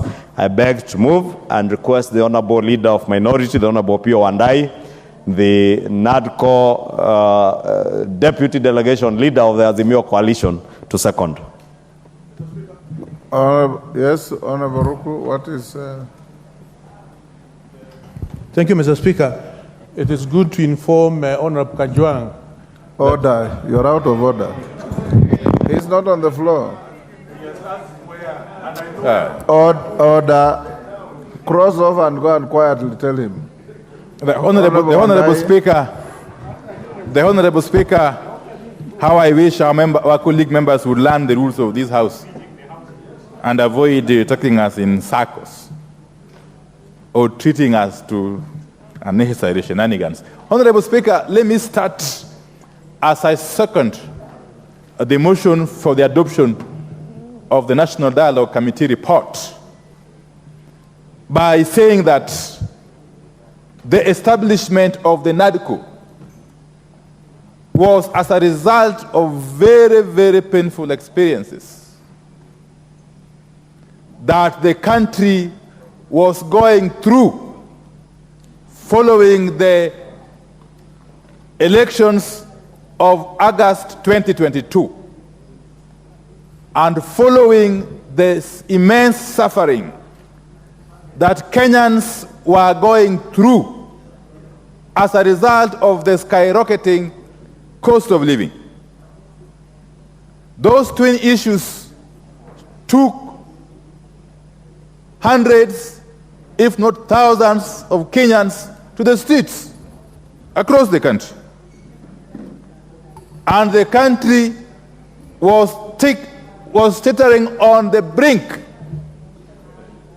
of total collapse of governance and indeed lawlessness.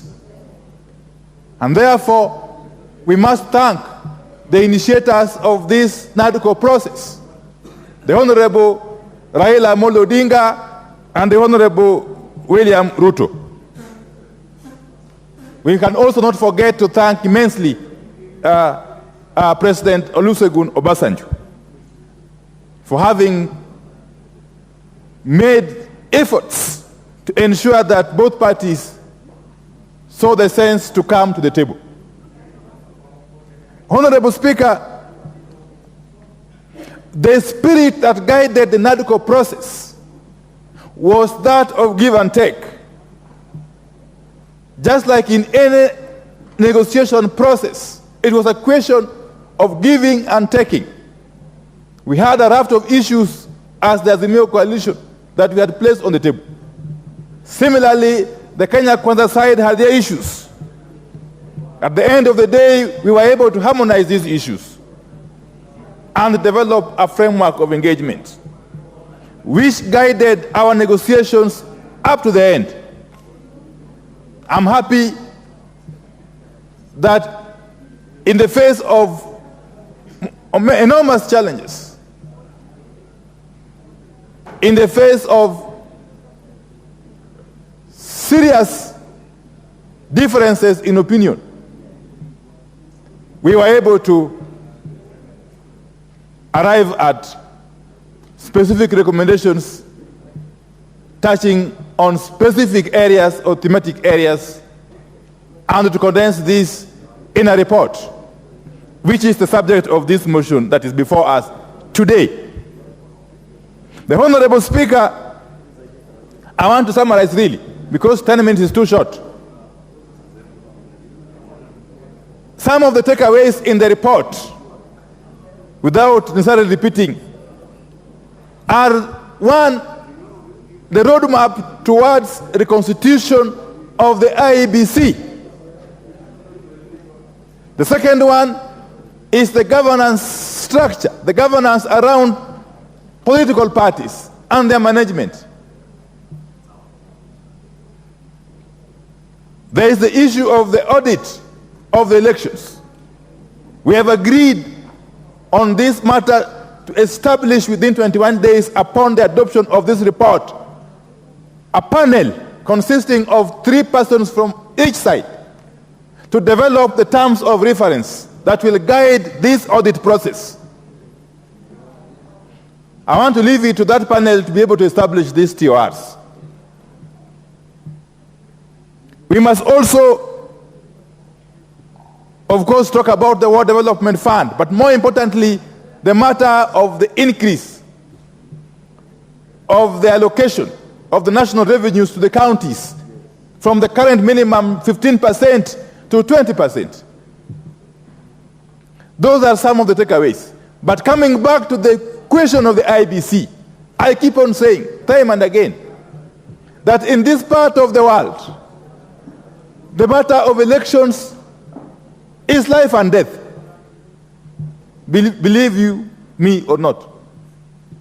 Elections in this country, just like it is in this part of the world, is a matter of life and death. And therefore, the body that is to be charged with the responsibility of managing elections must be like Caesar's wife, beyond reproach, and must enjoy the confidence of the wider majority of the populace, and indeed must enjoy the confidence of the key players in the electoral process.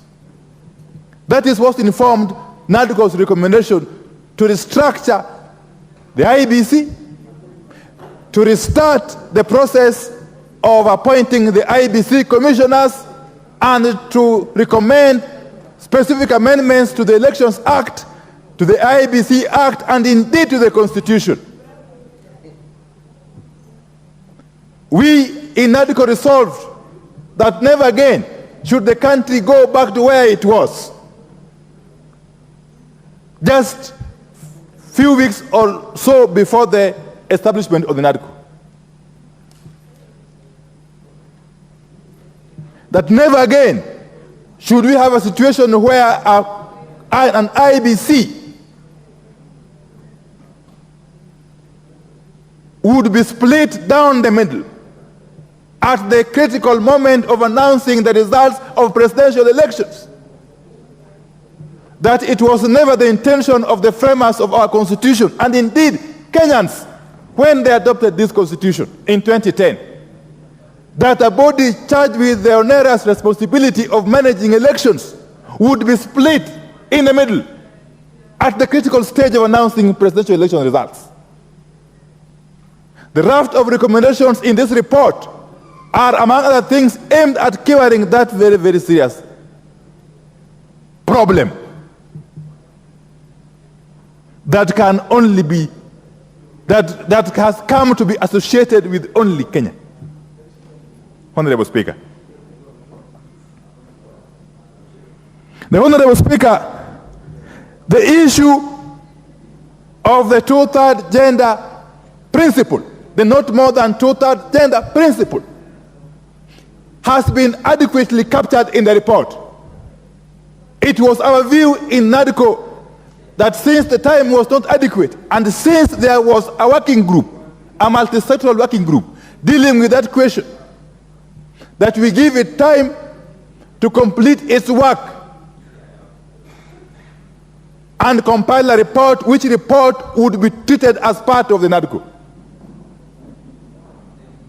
The report that would come from the multi-sectoral group, working group, dealing with the question of the not more than two-third gender principle,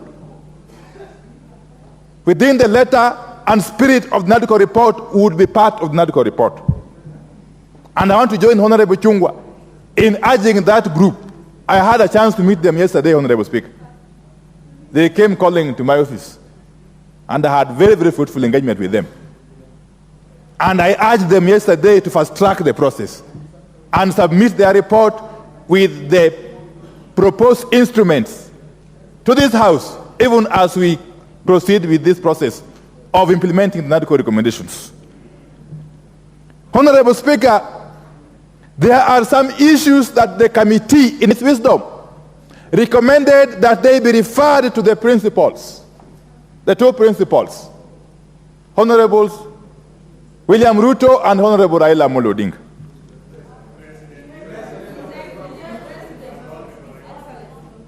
Honorable Speaker,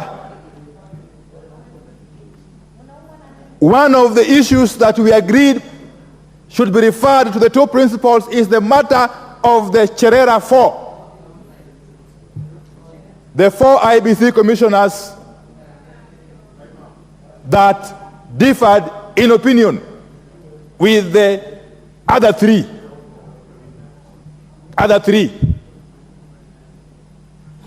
It was in the wisdom of the committee that matter be referred to the two principals to perhaps pursue a settlement outside the court process. We also agreed that on the matter of violence, including violence against the public by the police and police killings, be referred to the principals with a view to forming a system, to establishing a system of undertaking thorough investigations and holding whoever is responsible.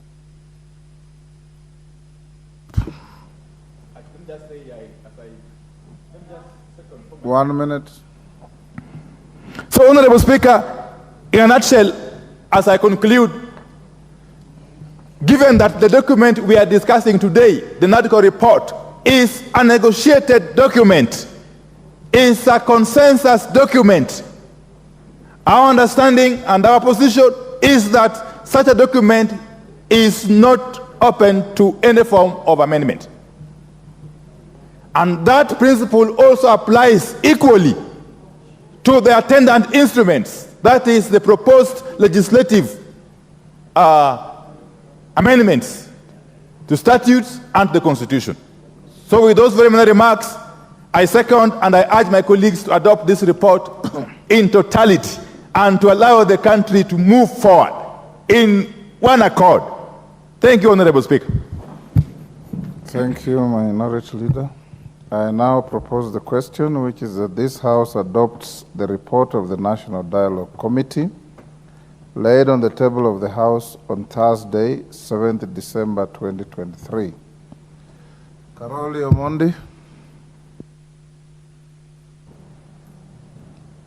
Thank you very much, Honorable Speaker.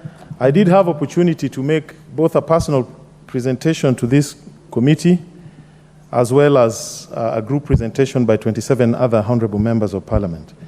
I would like to talk about three things. I've gone through it, and I must thank the committee for at least recording and acknowledging our presentation as 27 members of Parliament who called for the creation of 10 additional counties based on the original Kilifi draft and other instruments that preceded the enactment of the 2010 Constitution.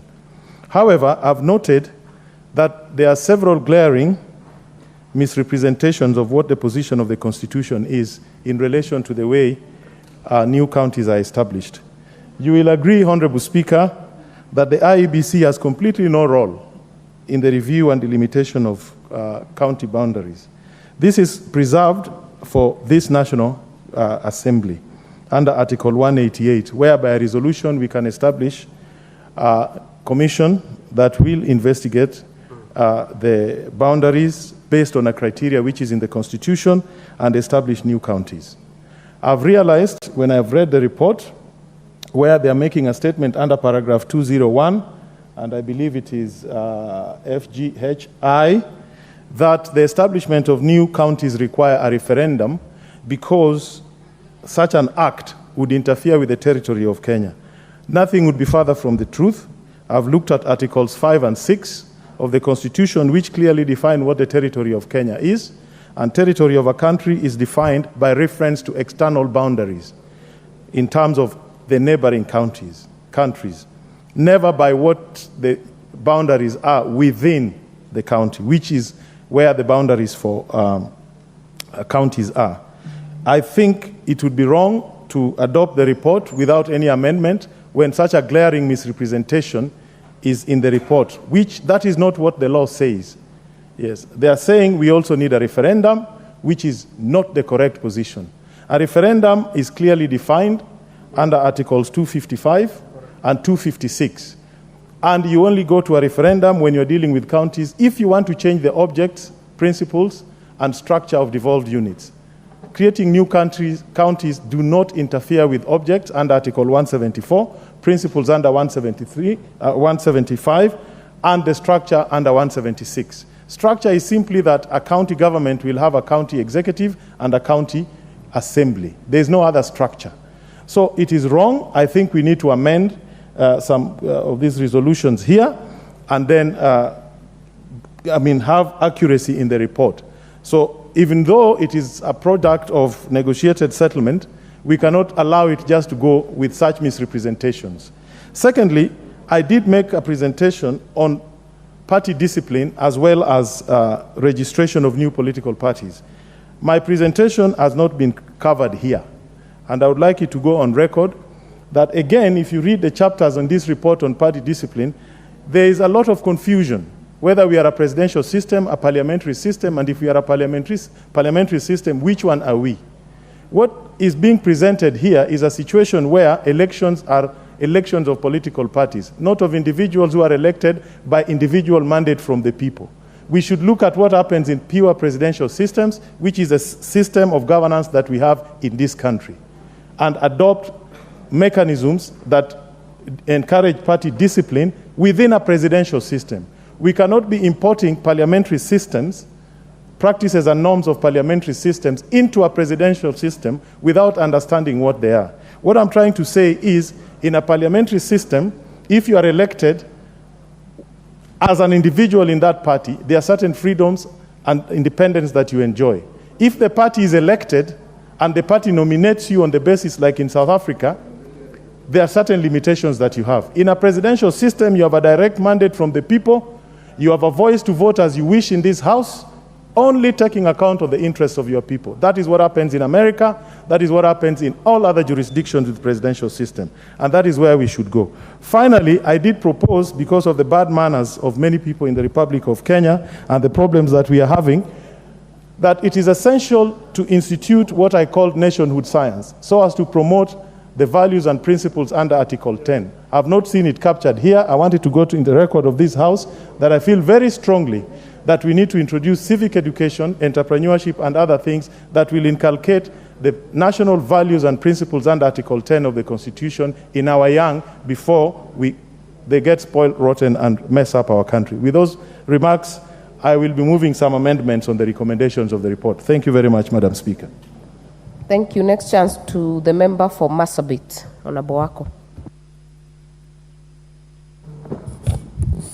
Thank you, Honorable Speaker, for allowing me to add my voice to this very important debate on NADCO report, as I also take this opportunity to congratulate the committee members who sacrificed a lot of their time and came up with this report that will guide our nation into a better nation.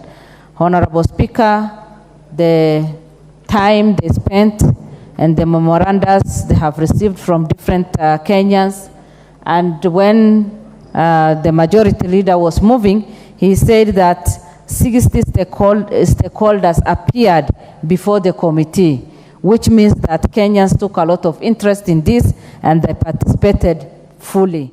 Again, the majority leader told us that out of their report, 9 legislation proposals have been developed, which clearly shows us that they have given a lot of attention, and the legislative proposals will of course capture the needs of this country and will guide us, as I said, into a better nation. IBC, the issue of IBC seems to have been given a lot of attention, and reconstituting IBC, of course, is a major thing today. We are going to second year after elections, and we have a lot of gaps since we did our last elections. We need IBC members to come in and IBC Commission to start off their work so that we prepare ourselves, we take care of the past mess, and also make sure that we have filled the gaps. There are many MCS, many members of parliament who have gone to be with the Lord. And now, if we reconstitute, then we will get on to work. And I recommend that the earlier we do, the better for our nation. Again, Madam Speaker, one encouraging thing that the majority leader said is that this House, this August House, has the mandate to extend the time in case we need, because the panel is to complete their work within 90 days. But if that is not achievable, then we have the mandate to add more days so that they can conclude. But it is my prayer that we will conclude this matter as soon as possible so that Kenyans will have the services that they need. Madam Speaker, the issue of delimitation of the boundaries is of interest to many of us, and we know that that time is also coming to an end. It is my prayer that we will come up with some proposals that will help us, because many counties, many wards, many areas have been suffering because of this challenge that we've had, and the earlier we also embark on this so that we can mark the boundaries so that people can coexist and also know their areas, that will also help our nation. One important thing they have covered is the issue of Ward Development Fund, which is a big encouragement to all our MCS, because as they sit and wait, once we approve this, then the MCS will be able to do their work freely without any challenge, without, placing the governor or the county executive. They'll be able to be empowered, because as of now, many of them are not able to do what they want to do in their counties, because they do not have these funds. And what I want to say on this is, even for the MCS, when these funds will be released and will be established, and of course implementation takes place, they should be accountable and they should have enough public participation so that the counties, the wards can benefit, and the people who elected them can also feel the power. And with those few remarks, I support, and it is my prayer that we will all participate in this debate. Thank you. Honorable John Mbadi.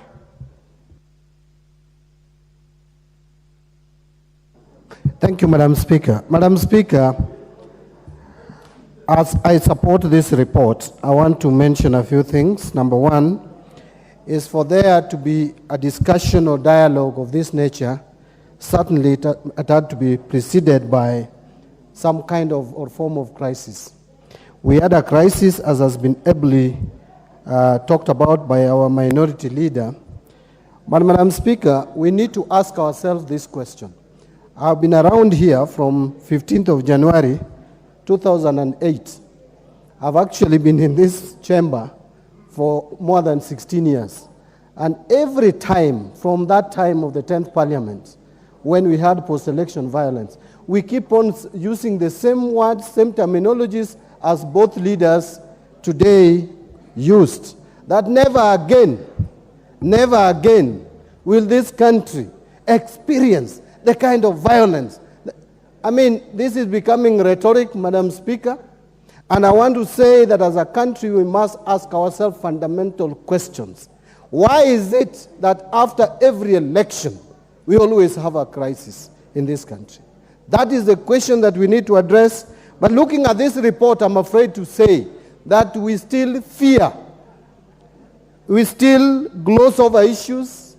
We have not addressed the main issue, the biggest problem, the challenge that we are facing as a country. It is about the system of government. Madam Speaker, some people call it winner takes it all. Some other people call it the feeling and the sense of exclusivity and inclusivity. Why do some Kenyans feel belonging to this country more than others, especially when elections are conducted? We need to ask ourselves that question. And looking at this report, Madam Speaker, we are not solving this problem. If we have decided that this system of government, the presidential system, is not working for us, then why don't we go the full hog and go parliamentary system? Why are we again creating systems that are very difficult to understand? That you are creating an office of the opposition leader when you have a presidential system? How does it work? I mean, let us not pretend and cheat ourselves and lie to ourselves that we are solving this problem. We are not. And I am afraid to say that next time, again, after 5 years, we will be back to the same discussions. Madam Speaker, on the issue of electoral management and the team tasked with the responsibility to manage our election, Madam Speaker, the truth is that in this country, nobody is neutral. None of us. All of us vote. At least those who want to vote. Even those bishops, You give them a vote, they will vote for someone. So why do we pretend? And we know we are in a divided society. This country is almost split 50-50. For us to have confidence in the Electoral Commission, let us bite the bullet and say, those who are in the majority, bring this number of commissioners. Those who are in the minority, bring this number of commissioners to preside over election. And see where do we get the chairman. We can even appeal to our brothers. Let us not talk about sovereignty if we cannot manage it. Let us accept and even ask our partners, our friends across the continent, give us somebody. If Obasanjo can come all the way from Nigeria to come and mediate, we had Kofi Annan coming here to mediate. Why don't we just accept that because we can't trust any one of us to chair our commission and produce a good result, then let's go that route and have someone from out there to preside over election. Finally, Madam Speaker, if you allow me, on the issue of cost of living, my friend, those are opinions. Wait for your time. Who can help this member of parliament? Now, my last comment, Madam Speaker, if you allow me, is on the cost of living. Madam Speaker, let us not pretend and cheat ourselves that cost of living has gone down. It is only food-driven inflation which has gone down, and that is because we have had good rains. Madam Speaker, it has nothing to do with inputs. If rains fail in this country even for one season, we will go back to where we were. All the time when we had good rains in this country, Madam Speaker, we have had good harvest, and the cost of food generally go down. Honorable Baya has no point. There is no point of order. Madam Speaker. I want to speak on Honorable Bandi, take your seat. Take your seat. Honorable Owen is on a point of order. Point of order on relevance and truthfulness of information. You know, when John Badi stands, a ranking member, and says that cost of life has not gone down, I would like him to think like an economist, not as an accountant. You know, Honorable Speaker, you know, John Badi needs to know that when the dollar goes down, you know, the cost of production, the cost of export and import, all these go down. When they go down, they translate to money, real money that goes into the pockets of the people. When they go into the pockets of the people, it means they have more money. Order, Honorable Owen Baya. That sounds like information. Honorable Badi, complete. First of all, what is out of order? There is no one on the floor. Honorable Roko, nobody is out of order. Honorable Badi, please conclude. As I conclude, you know, when you hear the deputy leader of majority talk about the dollar going, what do you really mean? So talk about things that make sense. Which dollar is going down and which shilling is going up?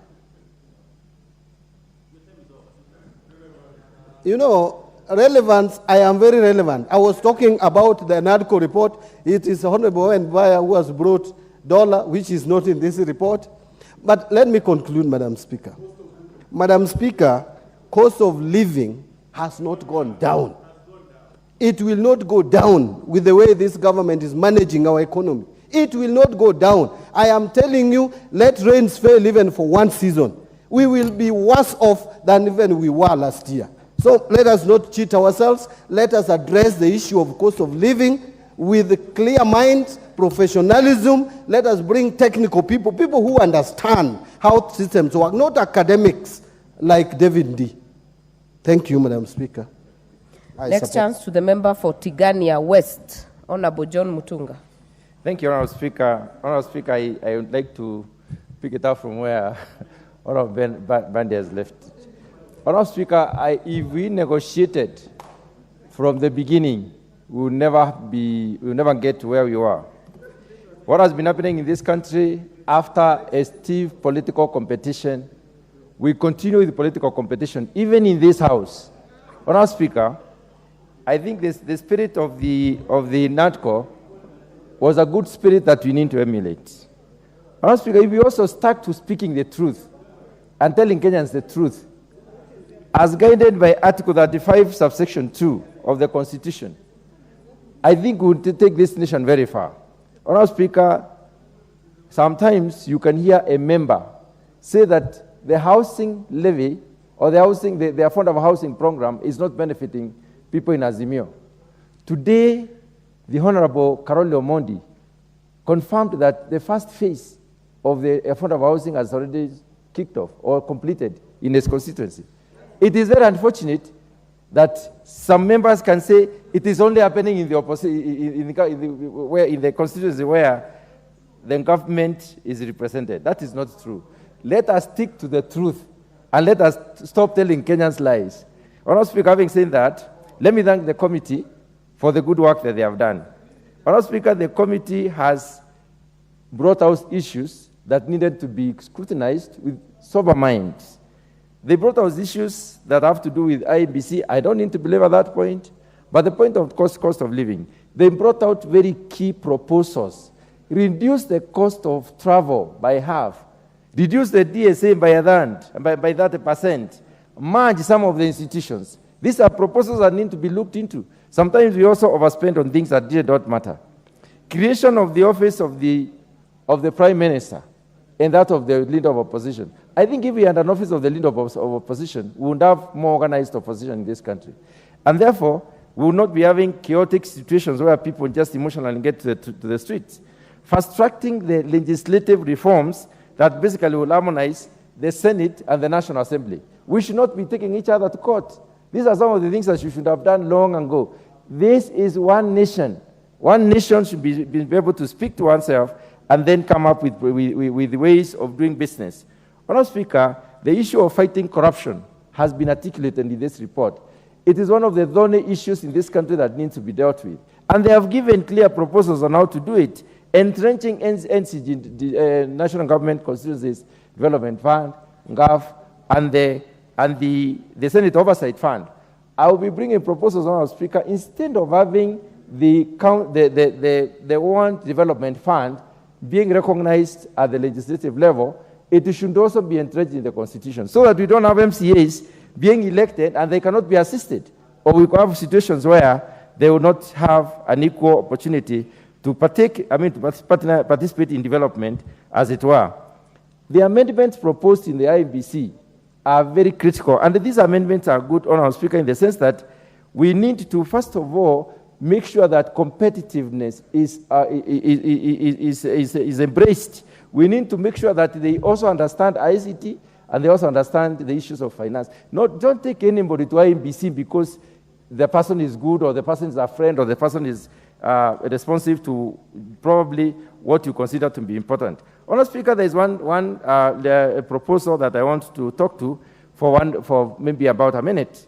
The amendment to Article 138 of the Constitution, which will give create clarity on the role of the other members of the IEBC in terms of the pronouncement of the president when there is a contest, for instance. That needs to be done because there was so much of loose talk of the numbers when the role is clearly articulated as that of the president. Honourable Speaker, we as a country can do better if we talk to each other and not at each other. In this House, we keep on fighting instead of debating and bringing out laws that will help this country. I think NADCO report, or NADCO is a committee that has given us the direction that we should follow even as a House. I thank you, Honourable Speaker, and I support adoption. Thank you. Member for Moiben.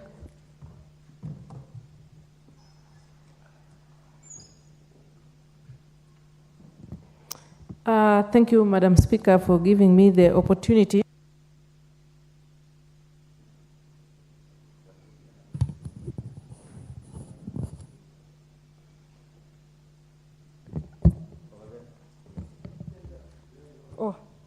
Sorry, thank you.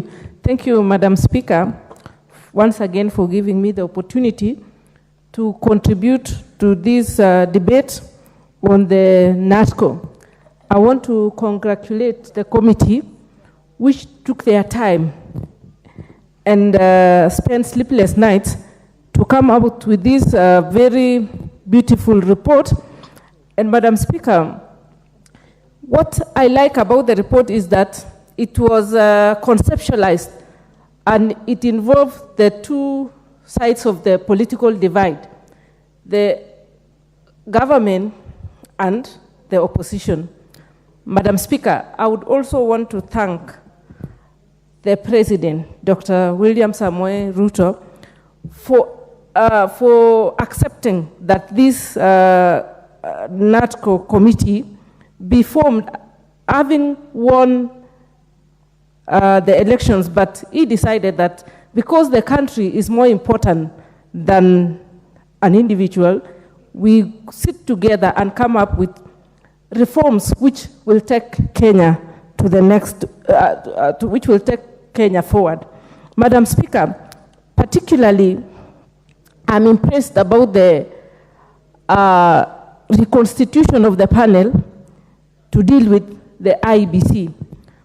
Madam Speaker, this animal, this IBC, has been a thorn for a very long time, and in our elections over and over, we have had issues. I hope this time around, Madam Speaker, we will have both parties agreeing, both sides agreeing, and coming up with individuals who have the interest of Kenya. Madam Speaker, most importantly is the issue of two-thirds gender in our country. This has been a problem which has been spoken over and over, many year in, year out, and nothing has been agreed. Madam Speaker, in this report, it is very clear that this issue of two-thirds gender is going to be addressed once and for all, and I hope that going forward we will conclude it and have everybody, both sides of the gender, represented in every institution in our country. Madam Speaker, the issue of NGCDF being entrenched in the Constitution is very important. This, the NGCDF fund is a very important element in our country. It has transformed so many lives. The funds which come from this fund, we have had schools being built, we have had courts of law being constructed. It caters for so many. And now it is even more, it's even getting better when we entrench there, when we bring the Ward Development Fund, so that we don't have the members of the county assembly being at the mercy of county governors. This is a very good way forward. And also the Senate Oversight Fund. So we'll have every institution being independent and able to carry out its duties without being, with sufficient funds. The issue of the leader of opposition and the prime cabinet being entrenched in the Constitution is also very relevant, Madam Speaker, so that every time we are done with the elections, we don't have to fight over issues. We will be having a leading the president, and we also have a leader of opposition, and it will be very important because the opposition will be able to stand alone and carry out their issues, and government also can continue, and the opposition can carry out its oversight processes in a very straightforward matter. My time is up, Madam Speaker. Thank you for giving me the opportunity on behalf of the people of Moibin. Thank you. Member for Arieda. Thank you, Madam Speaker. Madam Speaker, I want to support this motion for adoption of the report. In the words of Right Honorable Raila Amolo Odinga, the report may not be perfect, but it's work in progress worth supporting, and I do support it. Madam Speaker, it is important to note two areas which I think are the most urgent. I will not cover the rest. One, it is important to note that under Article 89(2), the window we were given for reconstitution and the examination of the boundaries of constituencies actually expires this month, the 8 to 12 year window. It is extremely important that we adopt this report and then move the necessary constitutional amendments, which I want to suggest should be the first standalone constitutional amendment, to extend this period. Perhaps not so much to tie to a year, but to tie to a period. Instead of 8 to 12, we could say 10 to 17. We will have resolved the mischief that the report is trying to resolve without getting into the quagmire that we might be if we try to do this thing before the next election. Secondly, is the audit of the 2022 general elections. Most people fear this because they think we'll be re-examining and revisiting the declaration of results and who won and who did not win. Far from it. Article 81(2) of our Constitution is very clear. Every election, and it's not just for the president, every election must be transparent, it must be accountable, it must be efficient. And those three words ought to be demonstrated at any time any Kenyan wants to see how it was done. It will bring settlement, not just for the past, but for the future, in terms of the elections when we are moving this way. Now, I know that this kind of report requires goodwill. For us to move forward, we will require that goodwill. I am not quite sure why we've taken 4 months since 25th of November to even table this report here. I do not know whether that is consistent with goodwill. But I do know, having been in the first process, that we were beleaguered by absence of goodwill at certain stages. I want to really urge that if we are to go this way, there must be goodwill. I want to say that contrary to what some people think, this report is actually not inconsistent with the judgment that was issued by the High Court just a fortnight ago. Indeed, in that judgment, the judge correctly observed that issues like constitution of the panel is a political question that should be left to politicians under the political doctrines question. But the judge found it necessary to come to that judgment because the process was delaying. Had we started this immediately the report was out, we'd probably have forestalled that kind of decision. But there's nothing lost because the judge is saying, do this within 90 days. The report is recommending, let us do it within 90 days. It is possible for those 90 days to coincide if there's goodwill. Even if we didn't, if there was goodwill, it is possible for the two principals who initiated the process to have a situation where there's consensus and discussion in terms of the names that will be recommended, so that when the names come here for the IBC commissioners, we do not end up in voting and confrontation as sometimes we are given to. Having said that, Madam Speaker, I want to say that there are areas that will require more careful navigation.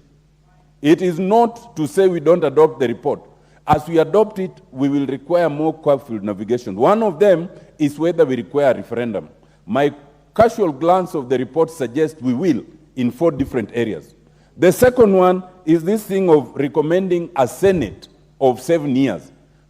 That will require us to really re-examine a number of things. The third one is the idea of a staggered election. There's a host of reasons why the general election is held on the same day.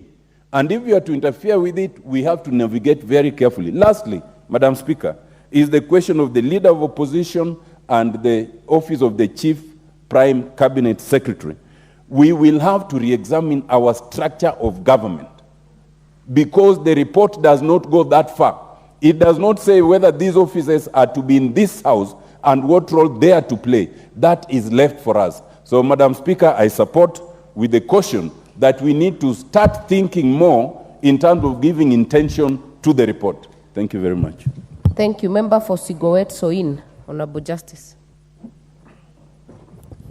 Thank you very much, Madam Speaker, for the opportunity to contribute to this very important report. First and foremost, Madam Speaker, I want to record that I'm in support of the report. I'm in support of the report, Madam Speaker, because when we are given the 9 legislative proposals, we should be in a position to cure at least 2 or 3 major issues that have always brought contention and polarization in this country. The one that comes to mind, Madam Speaker, is electoral justice. When shall we have it right in this country so that when our people go to elections, Madam Speaker, we do not resort to any other means to have our grievances sorted out apart from what is provided in the Constitution. Madam Speaker, I don't want to speak to all the issues. I want to single out 3 issues which I'll speak to. Madam Speaker, IEBC is an institution that we have constantly created and recreated in this country. But it has never provided us with the confidence that when we do elections, the elections are truly reliable and elections which represent the interest of the people. Madam Speaker, even if we do create another IEBC, and the systems, the structures, and the people in that institution do not do what is right, Madam Speaker, this will be an exercise in futility. I want, Madam Speaker, that when those legislative proposals are brought, we look critically at the structure of IEBC, and we look critically at the systems in IEBC. Let us also look at the methodologies of doing elections in this country. And finally, Madam Speaker, we must have people of ethical high ground manning IEBC. Madam Speaker, I'm opposed to this idea where the principals are given the honors to select members of the panel that will be leading us in the formation of IEBC. Let us, Madam Speaker, agree on who will be in the panel. And let's leave that to people who can be able to give us the right men and right women to man IEBC. Madam Speaker, when I speak on this issue of Ward Development Fund, it reminds me of the belief of President Moy, the late President Moy, a long time ago, when he brought the idea of district focus for rural development. Madam Speaker, that was a system of devolution. And in the system of devolution, we want to decentralize as much as possible. And when we bring in the Constitution, the NGCDF, and also the Ward Development Fund, Madam Speaker, we are giving greater responsibility in the management of our resources to the lowest level possible. That I support, Madam Speaker. Madam Speaker, finally, I want to speak on the issue of corruption in this country. We lose so much money because of corruption. In some quarters, Madam Speaker, we are told we lose in this country up to 800 billion shillings a year through corruption. Madam Speaker, that dragon which has taken us back in our country, we must slay it once and for all. We are looking forward to the legislative proposal that will kill this dragon called corruption in this country, so that the resources that we generate go for the work that is indeed beneficial to the people of our country. Madam Speaker, with those remarks, I beg to support the report and look forward to the legislative proposals that will give effect to this report. Thank you, Madam Speaker. Thank you. Member for Kirinyaga. Thank you, Madam Speaker. I rise to support the NADCO report. Madam Speaker, the rationale behind it was so that we can have a conversation on the way forward in regard to pertinent matters that concern all of us collectively, devoid of party position and ideologies. Madam Speaker, I have skimmed through the report and a few issues piqued my interest. Madam Speaker, the first issue is the entrenchment of the Ward Development Fund. Madam Speaker, it is about time that we ensure we give legitimacy to the office of the county assembly members, Madam Speaker, so that they can also have some sort of independence from the executive, Madam Speaker. We have seen oftentimes, Madam Speaker, a push and pull even in divide of resources.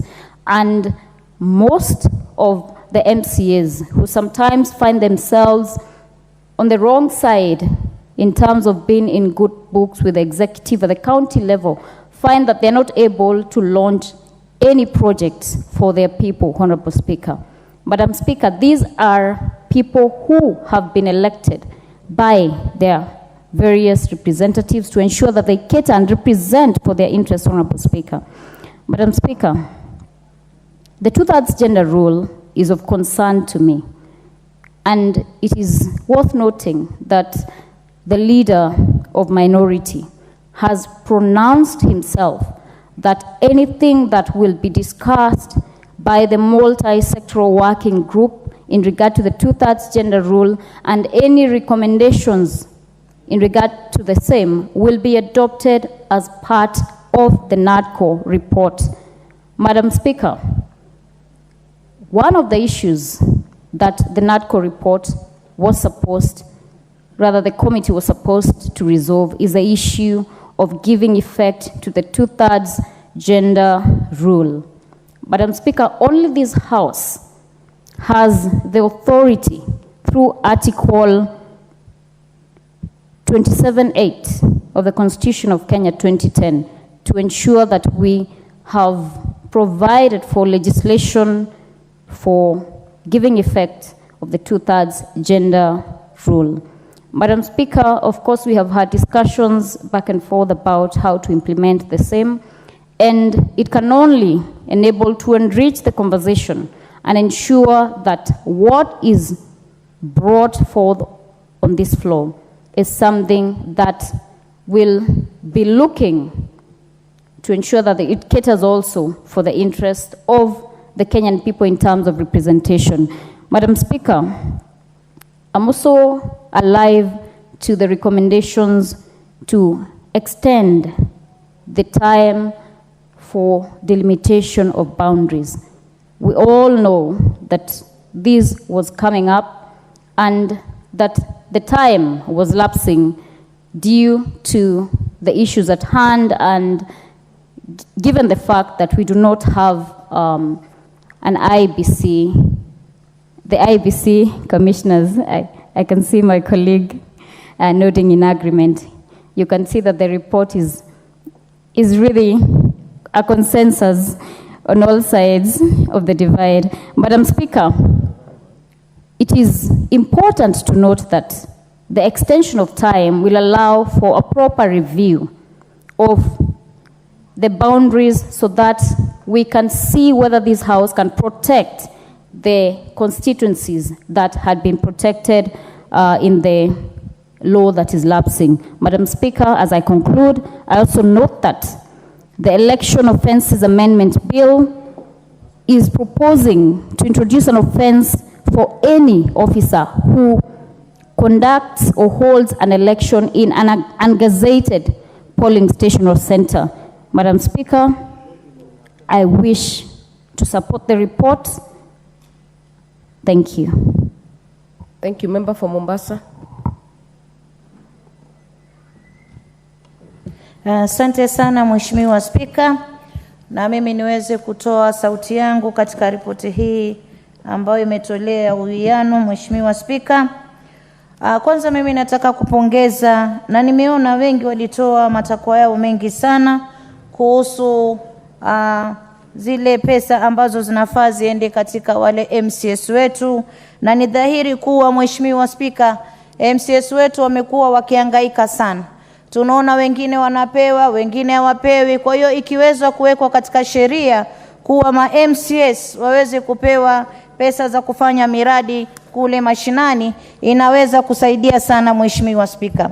Jambo lingine ambalo nimeliangalia Mheshimiwa Spika, sijui kama litapewa kipaumbele, japokuwa katika yale maamuzi ya mwisho sikuona Mheshimiwa Spika. Walemavu siku zote wao wameachwa nyuma Mheshimiwa Spika, na ingekuwa ni vizuri kama walemavu wangekuwa pia na mgao wao wenyewe ambao wanaweza wakajipangia mambo yao bila kushughulisha watu wengine tofauti Mheshimiwa Spika. Walemavu wanahangaika na mambo mengi sana katika taifa hili Mheshimiwa Spika, na wanahitaji usaidizi. Na huu usaidizi ikiwa kama waweza wakatengewa mgao wao kama walemavu, mgao wao kivyao, inaweza kusaidia sana Mheshimiwa Spika.